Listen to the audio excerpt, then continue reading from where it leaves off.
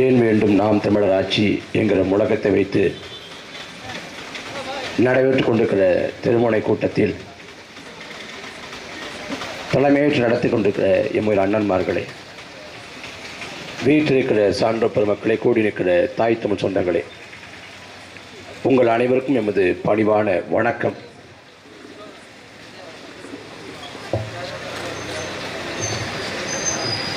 இந்த நாடு விடுதலை பெற்று 3 ஆண்டு காலத்தில் மக்களாட்சி நாடாக பிரகடனம் செய்யப்பட்டது. மக்களாட்சி என்பதற்கு அமெரிக்காவின் முன்னாள் ஜனாதிபதி ஆபிரகாம் லிங்கன் மக்களால் மக்களுக்காக மக்களே நிறுவுகிற ஆட்சிதான் மக்களாட்சி என்கிற அந்த மக்களாட்சியின் மக்களுக்கான அதிகாரம் என்பது வாக்குதான். 5 ஆண்டுக்கு ஒரு முறை தேர்தல் நாளன்று வாக்குச்சாவடிக்கு போய் அந்த வாக்குப்பதிவு எந்திரத்தில் நாம் இடக்கூடிய முத்திரை தான் நமக்கான அதிகாரம். நாம் வாக்கு செலுத்தி முடித்த பிறகாக நமது அதிகாரம் கடத்தப்பட்டுவிடும். சட்டமன்ற உறுப்பினருக்கோ பாராளுமன்ற உறுப்பினருக்கோ அந்த அதிகாரம் முழுவதுமாக கடத்தப்பட்டுரும். நாம் வாக்கு செலுத்தி முடித்து நமது வாக்கின் வலிமையை கொண்டு அதிகாரத்துக்கு வந்தவர்கள் ஒரு கொடுமையை விளைவித்தால், ஒரு அநீதியை விளைவித்தால், நான் தவறாக வாக்கு செலுத்திவிட்டேன் என்று சொல்லி வாக்கை திரும்ப பெற முடியாது. லட்சக்கணக்கான மக்கள் ஒன்று கூடி போராட்டம் நடத்தி நாங்கள் தவறுதலாக திமுகவுக்கு வாக்கு செலுத்திவிட்டோம், இந்த வாக்கை திரும்ப பெற விரும்புகிறோம் என்று போராட்டம் செஞ்சாலும் ஒருபோதும் திரும்ப பெற முடியாது. அதே போல எடப்பாடி பழனிசாமிக்கு தவறுதலாக வாக்கு செலுத்திட்டு சொல்லி அவங்க போராட்டம் பண்ணாலும் எதுவும் செய்ய முடியாது. ஒரு முறை வாக்கு செலுத்தினா 5 ஆண்டுக்கு அவங்க தான். அதான் காமராசர் சொல்றாரு, ஒரு முறை இடுகிற முத்திரை 5 ஆண்டு கால வாழ்க்கையை தீர்மானிக்கும் என்றால் அதற்கு என்ன வலிமை இருக்கிறது என்று சிந்திக்க. இங்க 2 புறம் திராவிட கட்சிகள் 50 ஆண்டுகளுக்கு மேல ஆண்டு கொண்டிருக்கு. இந்த கட்சிகள் கட்சிங்கிற நிலையை கடந்து நிறுவனங்களாக மாறிவிட்டது. அரசியல் நிலையை கடந்து வியாபாரமாக, வர்த்தகமாக, தொழிலாக மாறி போனது. பல நூறு கோடிகளை கொட்டி இறைத்து பல்லாயிரம் கோடியை எடுக்கிற ஒரு தொழிலாக அரசியலை மாற்றிவிட்டார்கள். தேர்தல் வருகிறதா, வாக்குக்கு காசு தருவார்கள். எல்லோரு வீட்டையும் கணக்கு பண்ணி ஒரு வாக்குக்கு இவ்வளவு, ஒரு தலைக்கு இவ்வளவுன்னு காசு கொடுக்கிறேன். இப்போது பொதுக்கூட்டங்களுக்கு போறாங்களா, அதுக்கும் காசு. நாம் போராடி சுதந்திரம் பெற்றோம். செக்கிழுத்து, சிறைப்பட்டு, வதைப்பட்டு, தூக்கிலே தொங்கி அளப்பரிய ஈகங்கள் செஞ்சு நாம் சுதந்திரம் பெற்றோம். அதே போல நாம் போராடி தான் வாக்குரிமையும் பெற்றோம். ஏன்னா முதல் முறையாக இந்த நாட்டில் பொது தேர்தல் வந்த போது எல்லோருக்கும் வாக்குரிமை இல்லை. யார் படித்தவரோ, யார் பட்டதாரியோ, யார் மிராசுதாரோ, யார் நிலக்கிழாரோ, யார் செல்வந்தரோ, யார் சமூகத்தில் செல்வாக்கு கொண்டவரோ அவருக்கு மட்டும்தான் வாக்குரிமை நிலை இருந்தது. அதற்கு பிறகு போராட்டம் நடத்தி ஜனநாயக ரீதியில் அழுத்தம் கொடுத்து எல்லோருக்கும் வாக்குரிமைகள் நிலை உருவாக்கப்பட்டது. அப்படி போராடி பெற்ற உரிமை வாக்குரிமை. அந்த வாக்கின் மகத்துவத்தை உணராமல் இருக்கிறதன் விளைவாக திரும்ப திரும்ப திமுகவும் அதிமுகவும் இந்த மண்ணை மாறி மாறி ஆண்டு கொண்டிருக்கிறது. திமுகவுக்கு வாக்கு செலுத்துவது, திமுகவோட கொடுமை தாண்டாம அதிமுகவுக்கு வாக்கு செலுத்துவது, அதிமுகவுக்கு வாக்கு செலுத்தி அந்த கொடுமை தாங்காம திமுக ஓட்டு போடுறது. இதுதான் 50 ஆண்டுகளா திரும்ப திரும்ப தமிழ்நாட்டில் நடக்குது. நாம விடுதலை பெற்ற நாட்டில் வாழ்றோமா, இல்ல அடிமை நாட்டில் வாழ்றோமா? இதே தூத்துக்குடியில் நம் பாட்டன் வஉசி விடுதலை காணும் பாடின, நாட்டின் விடுதலைக்காக பாடுபட்டான். சுதந்திர இந்தியாவில் வஉசி எந்த பயனை அனுபவிக்கல. பணக்கார குடும்பத்தில் செல்வந்தனாக பிறந்தவன் வஉசி. அந்த வஉசி இந்த நாட்டின் மானத்தை காக்க கப்பல் விட்டான். வெள்ளக்காரன் அந்த நாட்டை பிடிச்சான்னா அவன் போர் செஞ்சு எல்லையில் ராணுவத்தை குவிச்சு இந்த நாட்டை ஆக்கிரமிச்சு நாட்டை பிடிக்கல. அவன் வணிகம் செய்ய வர்றான். கிழக்கிந்திய கம்பெனிங்கிற கம்பெனி வாயில கோவாக்கு வர்றான், மும்பைக்கு வர்றான், சென்னைக்கு வர்றான். இந்தியாவோட அன்றைக்கு இந்தியாவிலாம் கூட பல மாகாணங்களாக இருந்தது. அந்த மாகாணங்களுக்கு வர்றான். வணிகத்தின் ஊடாக இந்த நாட்டின் பொருளாதாரத்தை கையகப்படுத்துறான். பொருளாதாரத்தை இந்த நாடு இழந்தது, தானாக அடிமைப்பட்டது. அப்ப பொருளாதார மீட்பே நாட்டின் விடுதலைக்கான திருவென்று உணர்ந்து சுதேசி கப்பல் விட்டார். அந்த சுதேசி கப்பல் விட்ட குற்றத்திற்காக வெள்ளைக்காரனால இரட்டை ஆயுள் தண்டனைக்கு உள்ளாக்கப்பட்டார். அள்ளி அள்ளி கொடுத்த வஉசியின் செங்கரங்கள் புண்ணாக போகிற அளவுக்கு சிறைக்குள்ளே செக்கிழுத்தார். வஉசி எப்படி செக்கிழுத்தார்? கைகளும் கால்களும் சங்கிலியால் பின்புறம் பிணையப்பட்டு அப்படி பல நாட்கள் செக்கிழுத்தார். சுதந்திர இந்தியாவிலே பயனை அனுபவிக்காத வஉசி அடிமை இந்தியாவில் மொத்தமா நாடு முழுமைக்கும் இரட்டை ஆயுள் தண்டனை விதிக்கப்பட்ட ஒரே ஆள் அவர் தான். அந்த வஉசி ஆண்டு கணக்கிலே சிறையிலே கழித்து விட்டு வெளியே திரும்புறப்ப வஉசியை வரவேற்க ஆள் இல்லை. சுப்பிரமணிய சிவாவும் அவரோட குடும்பத்தார் மட்டும் தான் இருந்தாங்க. பிறகு குடும்பத்துக்கு திரும்புறாரு. வறுமை ஏழ்மை போக முடியல. மளிகை கடை நடத்துறாரு. வீதி வீதியாவே மண்ணெண்ணெய் விற்கிறாரு. கடைசியில் மனமுடைஞ்சிடுறாரு. இறந்து போறாரு. இறந்து போறதுக்கு முடி கடிதம் எழுதுறாரு. நான் இவ்வளவு ரூபாய் கடன் வாங்கி வச்சிருக்கேன், யாரும் வாய்ப்பு இருந்தா அந்த கடனை கட்டி விட்டுருங்கன்னு. இந்த நாட்டின் மானத்தை காக்க கப்பல் விட்டவன், அடிமை இந்தியாவில் பணக்கார செல்வந்த குடும்பத்தில் பிறந்த வஉசி ஓட்டாண்டியாக மாறி போனார். அந்த வஉசி வாரிசுகளுக்கு இந்த நாட்டில் என்ன அங்கீகாரம் இருக்குது? எந்த வஉசி தூத்துக்குடியில் போராட்டம் நடத்தி இந்த நாட்டின் விடுதலைக்காக பாடுபட்டானோ அதே தூத்துக்குடியில் மன்னி மக்கள் 15 பேர் சுட்டு கொலை செய்யப்பட்டார்கள். நாம் வாழக்கூடிய இதே சமகாலத்தில் தூத்துக்குடி துப்பாக்கி சூடு இன்றைக்கு வரை மாறாத வடுவாக ரணமாக காயமாக இருக்கிறது. அதற்கான நீதி கிடைத்திருக்கிறதா? சுட்டு கொள்ள வேண்டிய அவசியம் என்ன? எவ்வளவு பெரிய குற்றவாளியாக கொலையாளியாக இருந்தாலும் கூட நீதிமன்றம் தூக்கு தண்டனை கொடுப்பதில்லை. அரிதினும் அரிதான வழக்குக்கு தான் தூக்கு தண்டனை கொடுக்கப்படுது. கடைசியா தமிழ்நாட்டில் யாரை தூக்கில போட்டாங்க? 97ஆம் ஆண்டு ஆட்டோ சங்கர். அதுக்கு போய் 20 ஆண்டு காலத்தில் யாரை தூக்கில போட்டாங்க? யாரையும் போடல. ஏன்னா எவ்வளவு பெரிய குற்றம் செஞ்சாலும் எவ்வளவு பெரிய கொலையாளியா இருந்தாலும் தூக்கு தண்டனை கூடாது எல்லாரும் சொல்றாங்க. ஆனா எந்த தப்பும் செய்யாத, எந்த குற்றம் செய்யாத அப்பாவிகளை காக்கை குருவியை சுடுவது போல சுட்டுக் கொள்ள வேண்டிய அவசியம் என்ன? ஏன் அந்த தூத்துக்குடி துப்பாக்கி சூடு? அவங்க என்ன கேட்டாங்க? ஸ்டெர்லைட்னு ஒரு ஆள் இருக்குது. அது யாருக்கு சொந்தமான ஆளு? அனில் அகர்வால்னு ஒரு இங்கிலாந்துக்காரன். அவன் ஆளை வச்சிருக்கான். அவன் லாபம் ஈட்டுறான், பொருள் ஈட்டுறான். அந்த ஆளை ஆபத்து, சுற்றுச்சூழலுக்கு ஆபத்துன்னு சொல்லிட்டு பல ஆண்டுகளா போராடுறாங்க மண்ணின் மக்கள். திமுக ஆண்டாலும் கண்டுகொள்ள, அதிமுக ஆண்டாலும் கண்டுகொள்ள, போராடி போராடி ஓஞ்சிட்டாங்க. கடைசியில் 2018 ஸ்டெர்லைட் ஆலையை விரிவாக்கம் பண்ண போறோம்ங்கிறான்.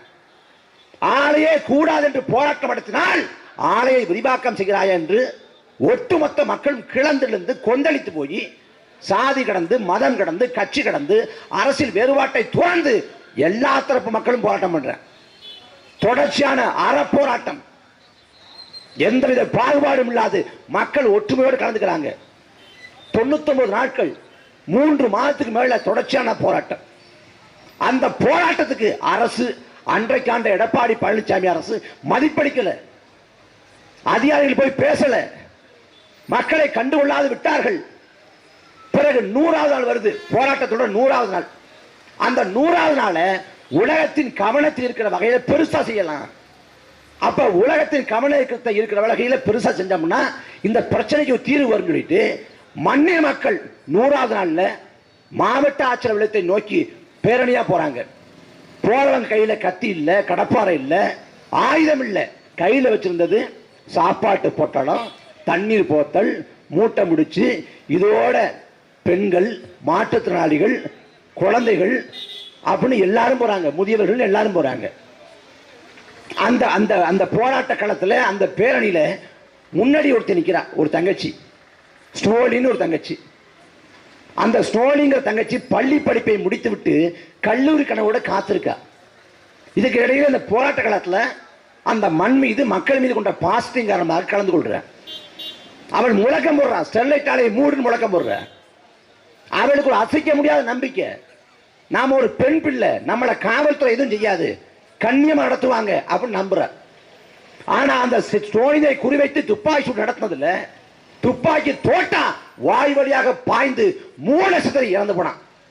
17-18 வயது நிரம்பிய ஸ்னோலிங்கிற தங்கச்சி பச்சை படுகொலை. யார் யார் போராட்ட காலத்தில் துடிப்போடு போராடினார்களோ அத்தனை பேரை குறிவச்சு சுட்டு கொண்டான். தூத்துக்குடி அந்த அந்த அந்த போராட்ட களத்திலிருந்து 2 கிலோமீட்டர் 8 கிலோமீட்டர் நினைக்கிறேன், 8 கிலோமீட்டருக்கு அந்த பக்கம் ஒரு அம்மா வந்து போராட்ட காலத்தில் கலந்துகிட்டவங்க அதுக்கு முந்தைய நாட்கள்ல. ஆனா அன்னைக்கு பனிச்சூழல் காரணமா கலந்து கொள்ள முடியல. அவங்க வந்து பொண்ணு வீட்டுக்கு போயிட்டு இருக்காங்க. அந்த போராட்ட காலத்துல 8 கிலோமீட்டர் அந்த பக்கம் அவங்களை குறிபார்த்து அவங்களை தேடி போய் காவல்துறை சுட்டுக் கொள்ளுது. அந்த இடத்துல போராட்டம் நடக்கலங்க, எதுவுமே நடக்கல. ஆனா அவங்களை பின்தொடர்ந்து சுட்டுக் கொள்றேன். ஏன்னா இதாண்டா வாய்ப்புன்னு சுட்டுக் கொள்றேன். மே 22ஆம் தேதி துப்பாக்கி சூடு எல்லாருக்கும் தெரியும். மே 23ஆம் தேதி அடுத்த நாள் துப்பாக்கி சூடு. போராடிய இடத்துல மட்டுமல்ல, மருத்துவமனைங்கிற இடத்துல, மருத்துவமனையில துப்பாக்கி சூடு, அண்ணா நகர் இடத்துல துப்பாக்கி சூடு. போராடிய ஆண்களை எல்லாம் அள்ளி கொண்டு போய் கைது செஞ்சு கொண்டு போய் அண்ணா நகர் இடத்துல, குடோன்கிற இடத்துல அங்க சட்டவிரோதமா வச்சிருந்து அடிச்சு உதச்சி சித்திரவதை பண்ணி எல்லா கொடுமைகளும் அரங்கேற்றப்பட்டுச்சு. நினைச்சு பார்க்க முடியாத பேரவலம். அந்த தூத்துக்குடி துப்பாக்கி சூட்டுக்கு இன்று வரை நீதி கிடைக்கல. கொன்னது யார்? அதிமுக. அதிமுக அரசு. கொலையாளிகளை காப்பாற்றிக் கொண்டிருப்பது யார்? இந்த திமுக அரசு. என்ன வேறுபாடு? 2018 தூத்துக்குடி துப்பாக்கி சூடு, 2019 பார்லிமெண்ட் தேர்தல். இதே தூத்துக்குடி பார்லிமெண்ட் தொகுதிக்கு அம்மையார் கனிமொழி வேட்பாளர். கனிமொழிக்கு வாக்குறப்ப இறந்த தங்கை ஸ்னோலினோட உருவப்படத்தை காண்பித்து இந்த ஸ்னோலினுக்கு நீதி வேணும்னா திமுக ஓட்ட போடுன்னு கேட்டான். நாங்கள் வந்தால் குற்றவாளிகளை கூண்டில் ஏற்றுவோம், விடமாட்டோம்னா. ஆனா என்னாச்சு? அருணா ஜெகதீசன் ஆணையம் சொல்லுது, இந்த தூத்துக்குடி துப்பாக்கி சூட்டுக்காக அமைக்கப்பட்ட அருணா ஜெகதீசன் ஆணையம் இது திட்டமிடப்பட்ட பச்சை படுகொலை. மக்கள் தப்பித்து ஓடுகிற வேளையில் கூட குறிவார்த்து சுட்டு கொண்டிருக்கிறார்கள். ஏற்க முடியாது. இதில் தொடர்புடைய அத்தனை பேர் மீதும் குற்றவியல் நடவடிக்கை எடுக்கப்படணும். கொலை வழக்கு போட்டு சிறைப்படுத்தணும். அந்த அறிக்கையை அருணா ஜெகதீசன் ஆணையத்தோட அறிக்கையை அம்மையார் அருணா ஜெகதீசன் ஐயா ஸ்டாலின் ஒப்படைச்சு 3 ஆண்டுகள் ஆகுது. ஆனா இன்று வரை யாரு மணி நடவடிக்கை இல்லை. மாறாக அந்த தூத்துக்குடி துப்பாக்கி சூட்டில் தொடர்புடைய காவல்துறை அதிகாரி சைலேஷ்குமார் யாதவ், அந்த காவல்துறை அதிகாரிக்கு பதவி உயர்வு கொடுத்தது இந்த திமுக அரசு. கேடுகட்ட திமுக அரசு. என்ன வித்தியாசம்? அதிமுக கொள்ளுதுங்க, திமுக கொலையாளியை காப்பாற்றான். நீ ஏன்டா காப்பாத்துற? கொன்னது எடப்பாடி பழனிசாமின்னா நீ ஏன் காப்பாத்துற? கொடநாட்டில் கொலை, அடுத்தடுத்து 5 கொலைகள் தொடர்ச்சி நடக்குது. நாங்கள் வந்தா கொடநாடு கொலையாளிகளை வந்து தண்டிப்போம், விடமாட்டோம் பேசினது இதே ஸ்டாலின். இன்னைக்கு யாரை கைது பண்ணிருக்கான்? யார? நாங்க வந்தா வேலுமணி, தங்கமணி, 1 மணியை விட மாட்டோம், எல்லாரையும் சிறையில் அடைச்சிருவோம். இந்த ஊழல்வாதிகளை எல்லாம் நாங்க களை எடுப்போம் சொன்னது திமுக அரசு. ஆனா திமுகவின் ஆட்சி காலத்திலே எந்த ஊழல்வாதி களை எடுக்கப்பட்டார்? எதுவும் இல்லை. அன்பு சொந்தங்களே சிந்திச்சு பாருங்க. வெள்ளக்கார ஆட்சி காலத்தில் ரவுலட் சட்டம்னு சட்டம் கொண்டு வர்றேன். ரவுலட் சட்டம்னா கேட்பார் இல்லாம யாரை வேணாலும் கைது பண்ணலாம். கைது பண்ணி எத்தனை நாட்கள் வேணாலும் அடைக்கலாம், சிறையில் அடைக்கலாம். அந்த கொடுங்கோல் சட்டம், அடக்குமுறை சட்டம், ரவுலட் சட்டம். அந்த ரவுலட் சட்டத்தை கூடாதுன்னு சொல்லிட்டு அன்னைக்கு வந்து அடிமை இந்தியாவில் அந்த நாட்டில் விடுதலைக்கு பாடுபடுறாங்க. அப்புறம் ரவுலட் சட்டத்தை கண்டிச்சும் போராடுறாங்க. அப்ப ஜாலியன் வாலாபாக்குற இடத்துல இந்த ரவுலட் சட்டத்தை எதிர்த்து மக்கள் போராடுறாங்க. அப்படி போராடுறப்ப ஜெனரல் டயங்கிற வெள்ளக்காரன் வந்து உத்தரவு போட்டு கொல்ல சொல்றான். அப்ப ராணுவத்தின் மூலமாக துப்பாக்கி சூடு நடத்தப்பட்டு ஆயிரக்கணக்கான மக்கள் கொத்து கொத்தாக கொன்றடிக்கப்பட்டார்கள். வரலாற்றில் இன்றளவும் அது ஜாலியன் வாலாபாக் படுகொலை என்று கருப்பு பக்கங்களாக பதிவு செய்யப்படுது. அந்த ஜாலியன் வாலாபாக் படுகொலை நடந்து 100 ஆண்டுகளை கடந்த பிறகு 2018ஆம் ஆண்டு இங்கிலாந்து நாட்டின் பாராளுமன்றத்திலே அன்றைக்கு வெள்ளைக்காரர்கள் வெளிப்படையாக பேசினார்கள். ஜாலியன் வாலாபாக் படுகொலை ஒரு வரலாற்று துயரம், அந்த துயரம் நிகழ்ந்திருக்க கூடாது, எங்கள் முன்னோர்கள் தவறித்து விட்டார்கள், நாங்கள் வருத்தம் தெரிவிக்கிறோம். 100 ஆண்டுகளுக்கு முன்பாக நடந்த ஜாலியன் வாலாபாக் படுகொலைக்கு எந்த இங்கிலாந்துக்காரன் கொன்னானோ, எந்த வெள்ளைக்காரன் கொன்னானோ அதே நாட்டை சேர்ந்தவன் வருத்தம் தெரிவிக்கிறான். ஆனா தூத்துக்குடி துப்பாக்கி சூட்டுக்கு யாரு வருத்தம் தெரிவிச்சா, யாரு மன்னிப்பு கோரினா? எதுவும் இல்லை. ஆனா இந்த ஆட்சியாளர்களுக்கு நம்ம திரும்ப திரும்ப ஓட்ட போடணும், திமுக போடணும், அதிமுக போடணும், ஓட்ட போட்டு அதிகாரத்தை கொடுக்கணும். இப்ப ஐயா ஸ்டாலின் ஓரணியில் தமிழ்நாடு ஒரு பக்கம், அந்த பக்கம் ஐயா எடப்பாடி மக்களை காப்போம், தமிழகத்தை மீட்போம், அவர் ஒரு முழக்கத்தை வச்சு வர்றாரு. மக்களை நோக்கி இப்பதான் வர்றாங்க. மன்னராட்சி முறையில் கூட மன்னர்கள் நகவனம் வந்தான் மக்களின் குறை கேட்க, மாறுவேஷம் போட்டுக்கிட்டு மக்களை உழவுனா மக்களின் நிறை என்ன, குறை என்ன, கவலை என்ன, கண்ணீர் என்ன, தேவை என்ன, அதை உணர்ந்துகிட்டு போய் அவன் சரி செஞ்சு கொடுத்தான் மன்னராட்சி முறையில். ஆனா மக்களாட்சி முறையில் நாம் வாக்கு செலுத்தி தேர்ந்தெடுத்த ஆட்சியாளர்கள், அந்த ஆட்சியாளர் எப்ப வர்றான்? தேர்தல் வந்தாதான் மக்களை பார்க்க வர்றேன். இதை போல ஒரு பேரவளம் கொடுமை எங்கேயாவது உண்டு? 2021 ஐயா ஸ்டாலின் அதிகாரத்துக்கு வர்றாங்க. வர்றதுக்கு முன்னாடி பாட்டு போட்டாங்க, ஸ்டாலின் தான் வர்றாரு, விடியல் தர போறாருன்னு.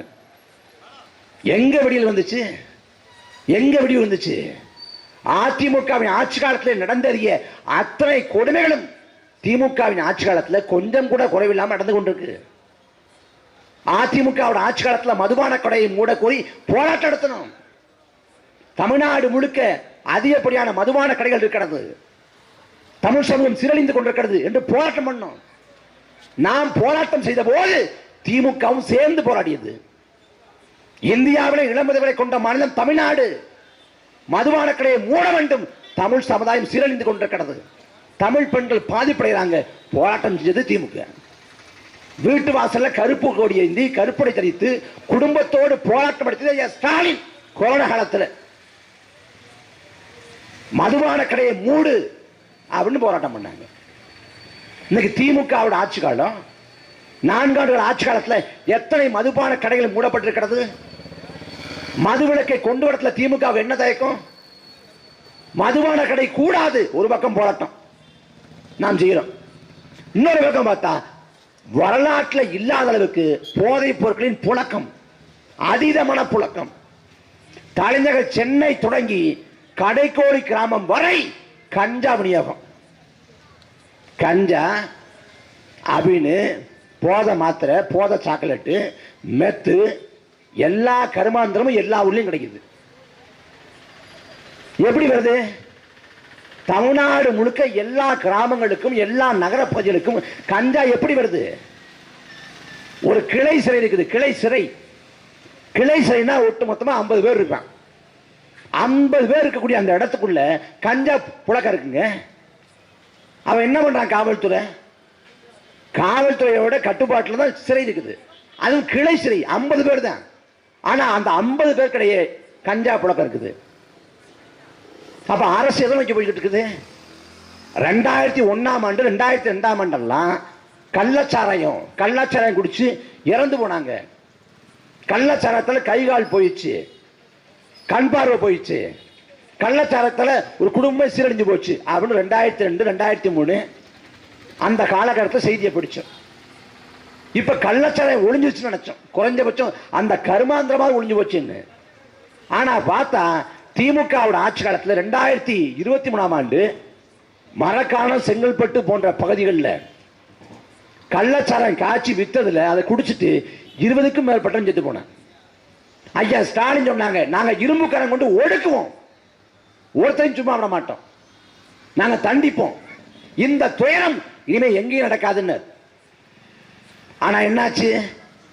அடுத்த ஆண்டு கள்ளக்குறிச்சியில் அங்க கள்ளச்சாராய மரணங்கள் போன முறை 20, இந்த முறை 69 பேர் செத்து போனாங்க. 69 பேர், 69 குடும்பம் முடிஞ்சிச்சு. யார் காரணம்? அங்க யார் கள்ளச்சாராயம் காய்ச்ச அப்படின்னு பார்த்தா ஒரு திமுக சேர்ந்த ஒரு பொறுக்கி நாய், கண்ணு குட்டிங்கிற திமுக சேர்ந்த ஒரு பொறுக்கி நாய் தான் கள்ளச்சாராயம் காய்ச்சிருக்கான். அவன் கள்ளச்சாராயம் காய்ச்சான் பாருங்க. அந்த இடத்துல இருந்து 100 மீட்டர்ல நீதிமன்ற வளாகம் இருக்கு. இந்த பக்கம் 100 மீட்டர்ல காவல் நிலையம் இருக்கு. அப்ப காவல்துறை உளவுத்துறை என்ன பிடிக்கிட்டு இருந்துச்சு? என்ன பண்ணிட்டு இருந்துச்சு? அவன் திடீர்னு இதே போல ராத்திரில ஓட்டோலையை பார்த்து படுத்துட்டு இருக்கிற வேலையில் நாம பேசாம கள்ளச்சாராயம் காய்ச்சறான் அப்படின்னு யோசனை பிறந்து ராத்திரி கிளம்பி போய் கள்ளக்குறிச்சி டவுன்ல போய் பொருட்களை வாங்கியாந்து விடிய காலம் உட்காந்து கள்ளச்சாராயத்தை காய்ச்சி யூடியூப்ல பார்த்து அதை தெரிஞ்சுக்கிட்டு காலையில எல்லாருக்கும் விற்பனை பண்ணி சாயங்காலம் எல்லாரும் குடிச்சிட்டு செத்து போகல. அவன் பல மாதங்களா இதே விளையா வச்சிருந்திருக்கான். பல மாதங்களாக ஆண்டு கணக்கில் அங்க இருக்கக்கூடிய கல்வராயன் மலையில கள்ளச்சாராயம் காய்ச்சப்பட்டிருக்கு. இது எல்லாம் காவல்துறைக்கு தெரியும். இந்த வீதி இருக்குன்னா இந்த வீதியில ஒரு பானிபூரி கடை, ஒரு சிக்கன் பகோடா கடை, இந்த கடை போடணும்னா காவல்துறை ஒப்புதல் எல்லாம் போட முடியாது. ஒண்ணும் வேண்டாங்க, தள்ளு வண்டி கடைங்க. தள்ளு வண்டி கடை போடணும்னா காவல்துறைக்கு மாமூல் கட்டணும். என்ன மாமூல்? 5 முட்டை தோசை, 4 ஆம்லெட் நடக்குது நாட்டில். அப்ப ஒரு தோசை கடை போனா கூட காவல்துறைக்கு கப்பம் கட்டணும். அப்ப கள்ளச்சாராயம் காய்ச்சி விற்கிறப்ப என்ன இருக்கும்? காவல்துறைக்கு மாமூல் வந்திருக்கும். மாமூல் வாங்கிட்டு விட்டதன் விளைவு 69 உயிர் போச்சு. ஒட்டு மொத்தமா இந்த ஆட்சியில கள்ளச்சாராயத்தில் மட்டும் 100க்கும் மேற்பட்ட மரணங்கள். இது யாரோட மோசமான நிர்வாகத்தின் வெளிப்பாடு? இதே திமுக அரசோட மோசமான நிர்வாகத்தின் வெளிப்பாடு. தமிழ்நாட்டில் எப்படிப்பட்ட நிர்வாகம் இருக்குது பாருங்க. நெல்லையில வந்து ஒரு பேருந்து போயிட்டு இருக்கு. பேருந்து போறப்ப அந்த பேருந்துல வந்து ஒரு காவலர், கடைநிலை காவலர் ஏறுறாரு, அதாவது கான்ஸ்டபிள். ஏறின பயணிச்சுட்டு எடுக்க சொல்றாரு நடத்தினாரு. இல்ல எடுக்க முடியாது, ஏன்னா நான் பயணிச்சுட்டு இல்லாமலே பயணிப்பதற்கான அதிகாரம் உண்டு, உரிமை உண்டு அப்படின்னு மறுக்கிறாரு அந்த காவலர். இல்ல நீ டிக்கெட் எடுத்தா ஆகணும் அப்படின்னு அவர் பேச, இல்ல எடுக்க முடியாதுன்னு இவர் பேச, பெரிய வாக்குவாதமா மாறுது. ஒரு கட்டத்தில் ஏண்டா அந்த பிரச்சனை டிக்கெட் எடுத்துட்டு பயணிச்சிடுறாரு அந்த கான்ஸ்டபிள் அந்த பேருந்துல. அந்த 2 பேரும் காரசமா மோதிக்கிட்டாங்கல்ல. அந்த காரசமா மோதிக்கிட்ட காணொளி பதிவு ஒருத்தர் அலைபேசி மூலமாக எடுக்கப்பட்டு அது சமூக வலைதளங்களில் உளவிடப்படுது. காவலருக்கும் அந்த நடத்துனருக்கும் சண்டை அப்படின்னு சமூக வலைதளங்களில் தீயா பரவுது. பரவன பிறகு அடுத்த 2 நாட்கள் நடக்குதுன்னா தமிழ்நாடு முழுக்க போக்குவரத்துறை சேர்ந்த நடத்துனர் மீதும் ஓட்டுநர் மீதும் காவல்துறை வழக்கப்படுது. அரசு பேருந்து ஓட்டுநர் மீது நடத்துனர் மீது காவல்துறை வழக்கப்படுது. என்ன வழக்கு? நீ பேருந்து 2 இன்ச்சு தள்ளி அடிச்சுட்ட, ஓ மேல வழக்கு. நீ சட்டையில பத்தான் போடல, நீ ஓ மேல வழக்கு. நீ சீட் பெல்ட் போடலையே பஸ்ல, நான் பார்த்தனே, வண்டியில சீட்டே ஒழுங்கா இல்லையே, அது ஏன் பிரச்சனை இல்லை, ஓ மேல வழக்கு. இப்படி அடுத்த 2 நாட்கள் தமிழ்நாடு முழுக்க வழக்கு போடப்படுது.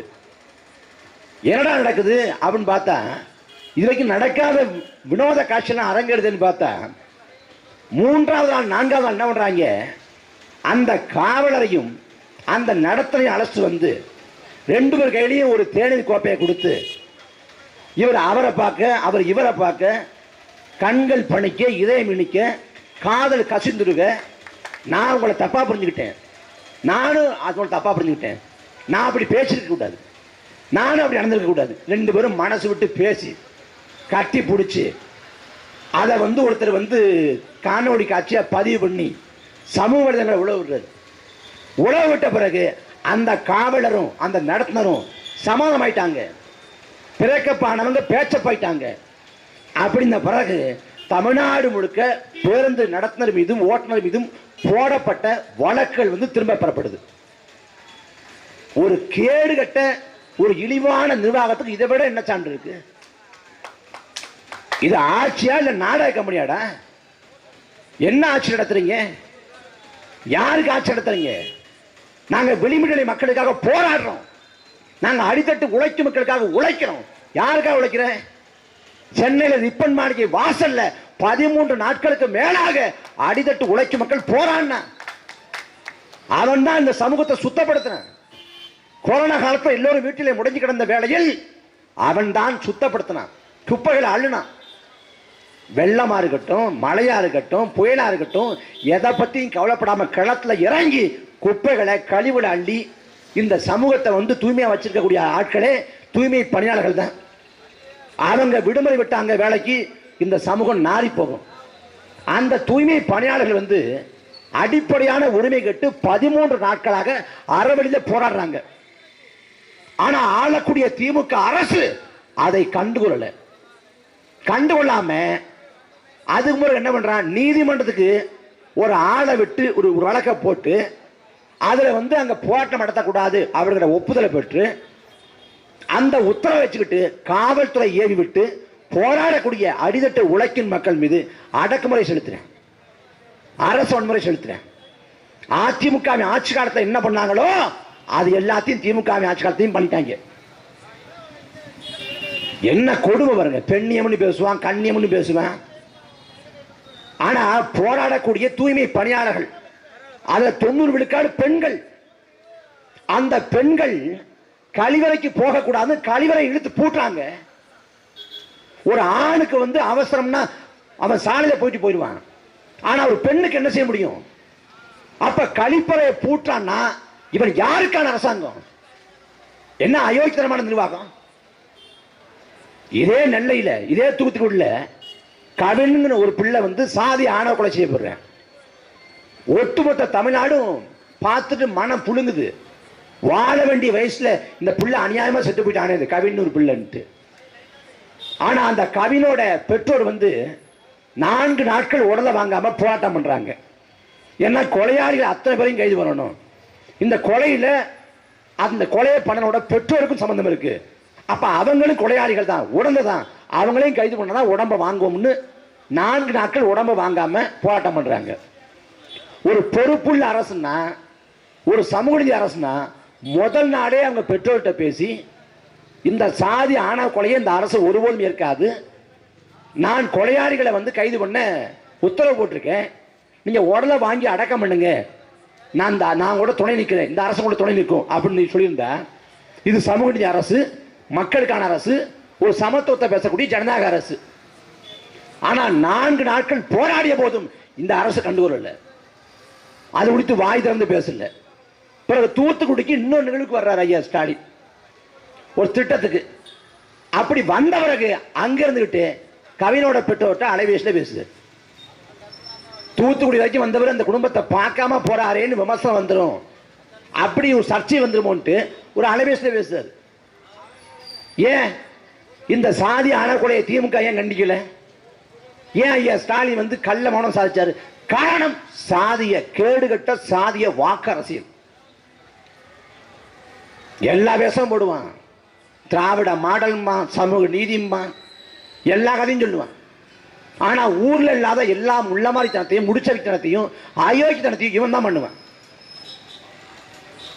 இவன் என்ன சொல்றான், பாஜக ஒரு வாஷிங் மிஷின் வச்சிருக்குது, அந்த பாஜக வாஷிங் மிஷின்ல அஜித் பவாரை போட்டு வெளுத்து அஜித் பவாரை குற்றவாளி இவங்களே சொல்லிவிட்டு இன்னைக்கு அப்பாவின்னு இவங்களே சொல்றாங்க அப்படிங்கிற.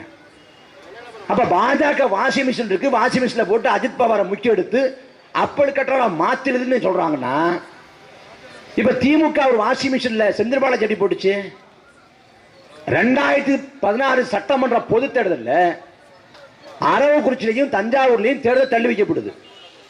அதற்கு காரணம் வாக்குக்கு அதிகப்படியாக காசு கொடுத்தாங்கன்னு. அரவக்குறிச்சியில் தேர்தல் தள்ளி வைக்கப்படுறதுக்கு காரணமே அன்றைக்கு அதிமுகவோட வேட்பாளராக இருந்த செந்தில் பாலாஜி. 2016ஆம் ஆண்டு பண மதிப்பிழப்பை நரேந்திர மோடி அறிவித்த பிறகு யார் கையிலையும் பணம் இல்லை, பணப்புழக்கம் குறைஞ்சிச்சு. அதே சமயம் அன்புநாதன் ஒரு ஆளோட வீட்டில் கரூர்ல கட்டுக்கட்டாக பணம் எடுக்கப்பட்டுச்சு 2024. யார் அந்த அன்புநாதன் பார்த்தா இதே செந்தில் பாலாஜியோட புனாமி. அந்த செந்தில் பாலாஜி எப்படி அப்பல் கட்டுறாக மாறினார்? அதுக்கு பதில் சொல்லு. எப்படி மாறினாரு? திமுகவில் எத்தனை அமைச்சர்கள் மேல வந்து சொத்துக்கை வழக்கு, ஊழல் வழக்கு. திமுக யோக்கியமான கட்சிய, மண்ணுக்காக மக்களுக்காக பாடுபடக்கூடிய கட்சிய. திமுக ஆட்சியில் சட்ட ஒழுங்கு சரியில்லை, அதிமுக போராடும், பேசும். அதிமுக ஆட்சி காலத்தில் சட்ட ஒழுங்கு சரியில்லை, திமுக பேசும், போராடும். ஆனா என்றைக்காவது திமுக ஆட்சி காலத்தில் மணல் கொள்ளை இருக்கிறது, அதிமுக ஆட்சி காலத்தில் மணல் கொள்ளை இல்லை என்று பேசியது உண்டா? ஒருபோதும் போராட மாட்டாங்க. திமுக ஆட்சியோ அதிமுக ஆட்சியோ எந்த கட்சி ஆட்சியா இருந்தாலும் மணக்கொள்ளை நடக்கும், வளக்கொள்ளை நடக்கும், கனிம வளங்களை சூறையாடுவான், தொடர்ச்சியாக நடக்கும். அதன் வெளிப்பாடு வரலாற்றில் இல்லாத அளவுக்கு வளக்கொள்ளை தமிழ்நாட்டில் நடந்து கொண்டிருக்கிறது. நாம் வாழ்ந்துட்டோம், நாம் செத்து போவோம். ஆனா நமக்கு பிறகு இதே நிலத்தில் நமது பிள்ளைகள் பேரன் பற்றி வாழணும். அவர்கள் வாழ்வதற்கான ஏற்ற நிலமாக நிலம் இருக்கிறதா? காவிரி, தென்பண்ணை, பாலாறு, தமிழ் கண்டதொரு வையை போன்ற நதி என மேவியாறு பால ஓட திருமணி செலுத்த தமிழ்நாடு தான் பாரதி. காவிரி, தென்பண்ணை, பாலாறு, வையை, பொருணை அப்படி பல ஆறுகள் தமிழ்நாட்டை செழிக்க வச்சதுன்னு. இன்னைக்கு அத்தனை ஆறுகளையும் மணல் கொள்ள, தோல் தொழிற்சாலை கழிவுகளை ஆத்து படிகளை கொட்டுறாங்க, சாயப்பட்ட கழிவை வந்து ஆத்து படிகளை கொட்டுறாங்க. தண்ணீர் தேசம் சொல்லப்படுது ஸ்வீடன்கிற நாடு. அந்த ஸ்வீடன்ல தோல் தொழிற்சாலை சாயப்பட்ட அந்த தொழிற்சாலை கிடையாது. ஆனா தமிழ்நாட்டில் ஆற்றுப்படுகையில சாயப்பட்ட தொழிற்சாலை, தோல் தொழிற்சாலை எல்லாத்தையும் வச்சு இந்த நிலத்தை கெடுத்து கொண்டிருக்கேன். இதை பத்தி எந்த கட்சி கவலை இருக்குது? ரெண்டு பேரும் திராவிட கட்சி, எந்த கட்சி கவலை இருக்குது? 4 ஆண்டுகள் ஆட்சி காலம், ஏறக்குறைய 4 ஆண்டுகள் முடிஞ்சிருச்சு. இன்னும் 10 மாத காலம், 12 மாத காலம் இருக்குது. தேர்தல் வரப்போகுது, மறுபடியும் திமுக வருது, மறுபடியும் அதிகாரம் வேணும் கேக்குது. திமுக மறுபடியும் அதிகாரத்துக்கு ஏன் வரணும்? என் அன்பு சொந்தங்களை சிந்திச்சு பாருங்க. திமுக நேற்று தொடங்கப்பட்ட இயக்கம் இல்ல, 1949ஆம் ஆண்டு தொடங்கப்பட்ட இயக்கம். இந்த நாடு விடுதலை பெற்று 2 ஆண்டு காலத்தில் தொடங்கப்பட்ட இயக்கம் திமுக. 5 முறைக்கு மேலாக நாட்டை ஆண்ட இயக்கம் திமுக. இந்த காலத்திலே இந்த நாட்டுக்கு திமுக செஞ்ச நன்மை என்ன? இந்த நாட்டை வளப்படுத்துவதற்கு, இந்த மண்ணை உயர்த்துவதற்கு திமுக செஞ்சது என்ன? இந்தியாவில் ஒரு மாநில கட்சி முதல் முறையாக ஆட்சியை கைப்பற்றியது என்றால் திமுக தான். அதே போல இந்த நாட்டில் மத்திய அமைச்சரவையில் அதிகப்படியான ஆண்டுகள் அங்க வைச்ச கட்சியும் திமுக தான். 18 ஆண்டுகள் மத்திய அமைச்சர் அங்க வச்சான். விபி சிங், வாஜ்பாய், தேவகவுடா, ஐக்கிய குஜரால், மன்மோகன் சிங் அப்படின்னு பல பிரதமர் கீழே மத்திய அமைச்சர்கள் திமுக இருந்துச்சு. 99ஆம் ஆண்டு தொடங்கி 2013 வரை தொடர்ச்சியாக 14 ஆண்டுகள் மத்திய அமைச்சர்கள் இடம். அதுல 2004 தொடங்கி 2009 வரையிலான காலகட்டத்தில் 5 ஆண்டு காலம் பெரும்பான்மை இல்லாத காங்கிரஸை தாங்கி பிடித்ததே திமுகவோட பார்லிமெண்ட் உறுப்பினர்கள் தான். அன்றைக்கு எது கேட்டாலும் காங்கிரஸ் செய்து கொடுத்திருக்கும். காவிரி உரிமையை நிலைநாட்டு என்று கோரிக்கை வைத்து அழுத்தம் கொடுத்திருந்தால் நிறைவேற்றிருப்பாங்க காங்கிரஸ். முல்லை பெரியார் நீர்மட்டத்தை உயர்த்தி கொடு, காங்கிரஸ் திமுக செஞ்சு கொடுத்திருப்பான். கச்சத்தீவை மீட்டு எடுத்திருப்பான். கல்வியை பொதுப்பட்டியலிருந்து மாநில பட்டியலுக்கு கொண்டு வா, செஞ்சு கொடுத்திருப்பான். ஆட்டுக்கு தாடியதுக்கு, நாட்டுக்கு ஆளுநருக்கு, ஆளுநர் பதவியை நீக்கம் செய், ஆளுநரோட அதிகாரத்தை மட்டுப்படுத்து, செஞ்சிருப்பேன். ஆனா திமுக கேட்டது என்ன? எந்தெந்த அமைச்சகத்தை எந்தெந்த துறையை வாங்கிக்கிட்டா நல்லா சம்பாதிக்கலாம், கொள்ளையடிக்கலான்னு அந்த துறையில கெட்டுப்பட்டது. அதை தாண்டி என்ன பண்ண? இப்ப மறுபடியும் எதுக்கு அதிகாரம்? இந்த 4 ஆண்டு காலத்தை என்ன பண்ணீங்க? நாங்க வந்தோம்னா நீட் தேர்வு ரத்து பண்ணுவோம். நீங்க ரத்து பண்ணிட்டீங்களா? ரத்து பண்ணுவதற்கான சாத்தியக்கூறு இருக்கா? நீட் தேர்வை ஒரு மாநில அரசால் ரத்து பண்ண முடியாது. ரத்து செய்ய சொல்லி கோரிக்கை வைக்கலாம், விலக்கு கோரி கோரிக்கை வைக்கல. இவன் என்ன சொன்னா, நாங்க வந்தோம்னா முதல் சட்டமன்ற கூட்டத்தொடரில் நீட் தேர்வு விலக்கு கோரி தீர்மானம் ஏற்றுவோம். அந்த தீர்மானத்தை ஜனாதிபதிக்கு அனுப்பி வைப்போம். ஜனாதிபதி ஒப்புதல் கொடுத்துருவாரு. அப்ப நீட் விலக்கு சாத்தியப்பட்டோம்னா. ஆனால் முதல் சட்டமன்ற கூட்டத்தொடர் முடிஞ்சுதான், அந்த கூட்டத்தொடர் முடிஞ்சுதான் இவன் தீர்மானமே ஏற்றான். தீர்மானம் ஏற்றிவிட்டு பேசாம உட்காந்துக்கிட்டேன். அங்க ஜனாதிபதி அந்த தீர்மானத்துக்கு ஒப்புதல் தரல. ஆனா திமுக வந்தா நீட் தேர்வு விளக்கப்படும் நம்பிக்கையோடு வாக்கு செலுத்திய பெருமக்கள் ஏமாந்து போனார்கள். அதிமுகவின் ஆட்சி போலவே திமுகவின் ஆட்சி காலத்தில் நீட் தேர்வால பிள்ளைகள் செத்து போனது. இந்த சாவுகளுக்கு யார் பொறுப்பேற்பது? யார் பொறுப்பேற்பது? அப்ப நீட் தேர்வு விலக்கு சாத்தியப்படாதெல்லாம் சாத்தியப்படும். எப்ப சாத்தியப்படும்? ஒட்டுமொத்த மக்களும் போராடுகிற வழியில சாத்தியப்படும்.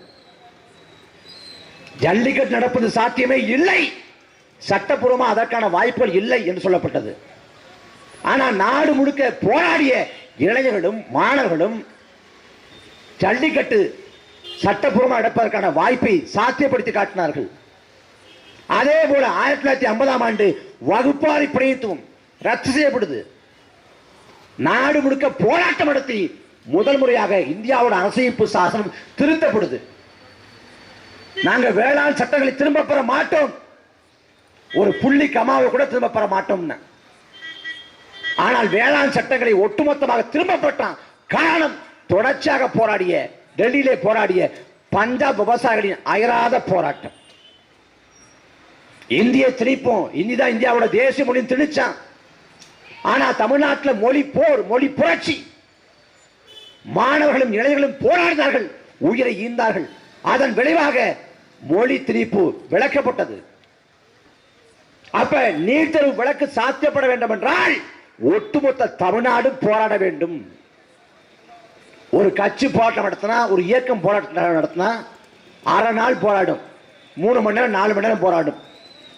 ஆனா காலவரை இல்லாம தொடர்ச்சியாக மக்கள் போராடுகிற போதுதான் அரசு அடிபணியும். அப்ப நீட் தேர்வு விலக்கு பெற வேண்டும் என்றால் தமிழ்நாட்டை போராட்ட களத்துக்கு தயார் பண்ணணும். அப்ப என்ன பண்ணணும்?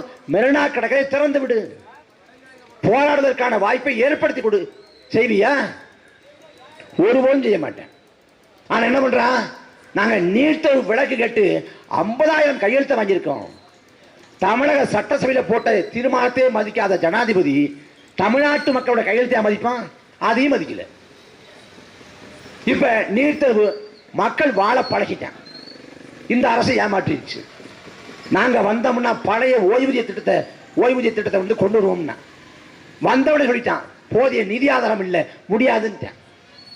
நாங்க வந்தவுடனே எல்லா குடும்ப அட்டைதாரருக்கும் மாதந்தோறும் 1000 ரூபாய் பெண்களுக்கு. அதிகாரத்துக்கு வந்த பிறகு எல்லோருக்கெல்லாம் சொல்லல, யார் தகுதி உள்ளவங்களோ அவங்களுக்கு தான் தருவோம்ட்டேன். இப்படி எல்லாவற்றிலும் ஏமாற்று, எல்லாவற்றிலும் புரட்டு. இந்த திமுக மறுபடி அதிகாரத்துக்கு வந்து என்ன செய்ய போகுது? 10 ஆண்டு காலம், 2016 தொடங்கி 2021 வரை 10 ஆண்டு காலம் தமிழ்நாட்டை அதிமுக ஆண்டது. 10 ஆண்டு காலத்தை என்ன செஞ்சாங்க? 2 பேரும் திராவிட கட்சிகளும் மாறி மாறி ஆண்டு தமிழ்நாட்டை 8 லட்சம் கோடி கடன்ல தள்ளி இருக்கு. 8 லட்சம் கோடி கடன். இந்த 4 ஆண்டுகள் ஆட்சி காலத்தில் மட்டும் 4 லட்சம் கோடி கடன். யார் ஈடுகட்டுவா?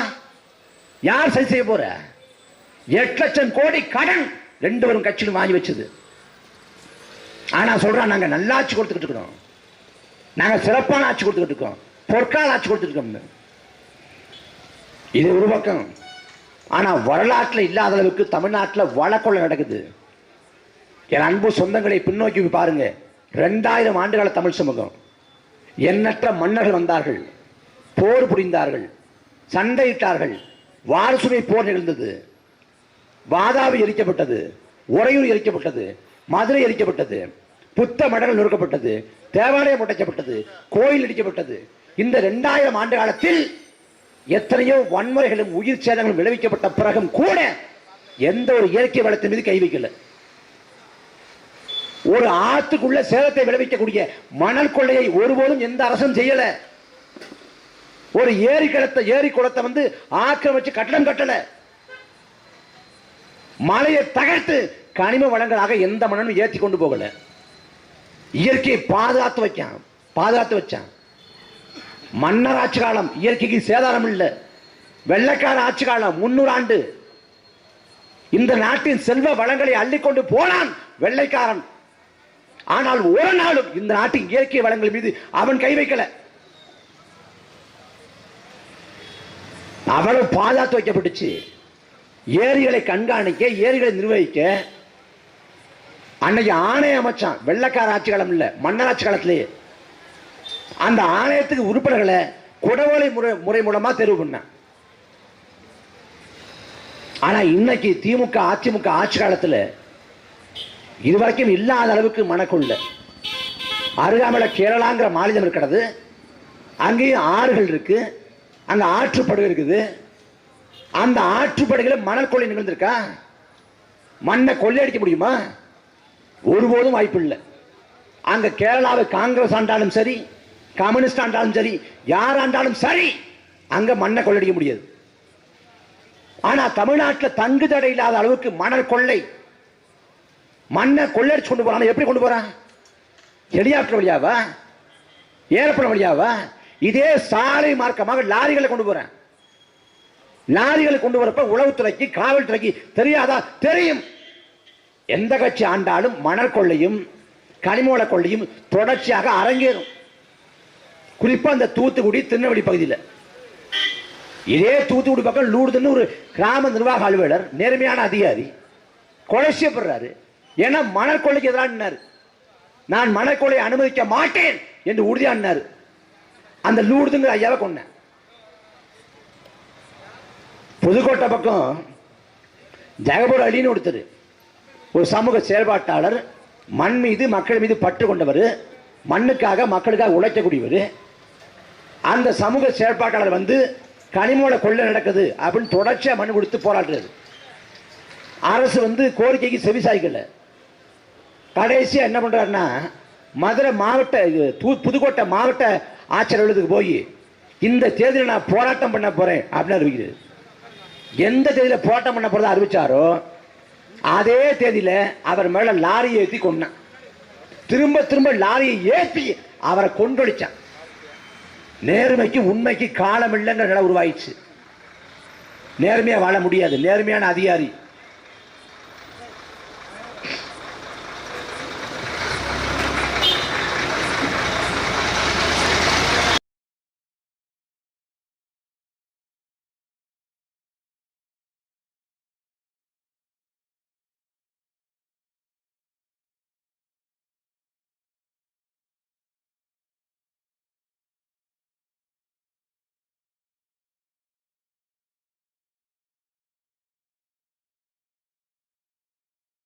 ஏன்னா நாட்டின் நிலைமை அப்படிதான் இருக்குது. ஒரு நாட்டில் வந்து பிரதமர் சரியில்லை அப்படின்னா அந்த நாட்டை சரி பண்ணிடலாம். ஒரு நாட்டில் முதலமைச்சர் சரியில்லை அப்படின்னா நாட்டை சரி பண்ணிடலாம். ஒரு நாட்டில் அமைச்சர்கள் சரியில்லை, அதிகாரிகள் சரியில்லைன்னா கூட அந்த நாட்டை சரி பண்ணிடலாம். ஆனால் ஒரு நாட்டில் மக்கள் சரியில்லை என்றால் எது ஒன்றும் செய்ய முடியாது. இங்கே பிரச்சனை, மக்கள் ஊழல்வாதிகளாக மாறி போனார்கள். இந்த சமூகம் குற்ற சமூகமாக மாறி போனது.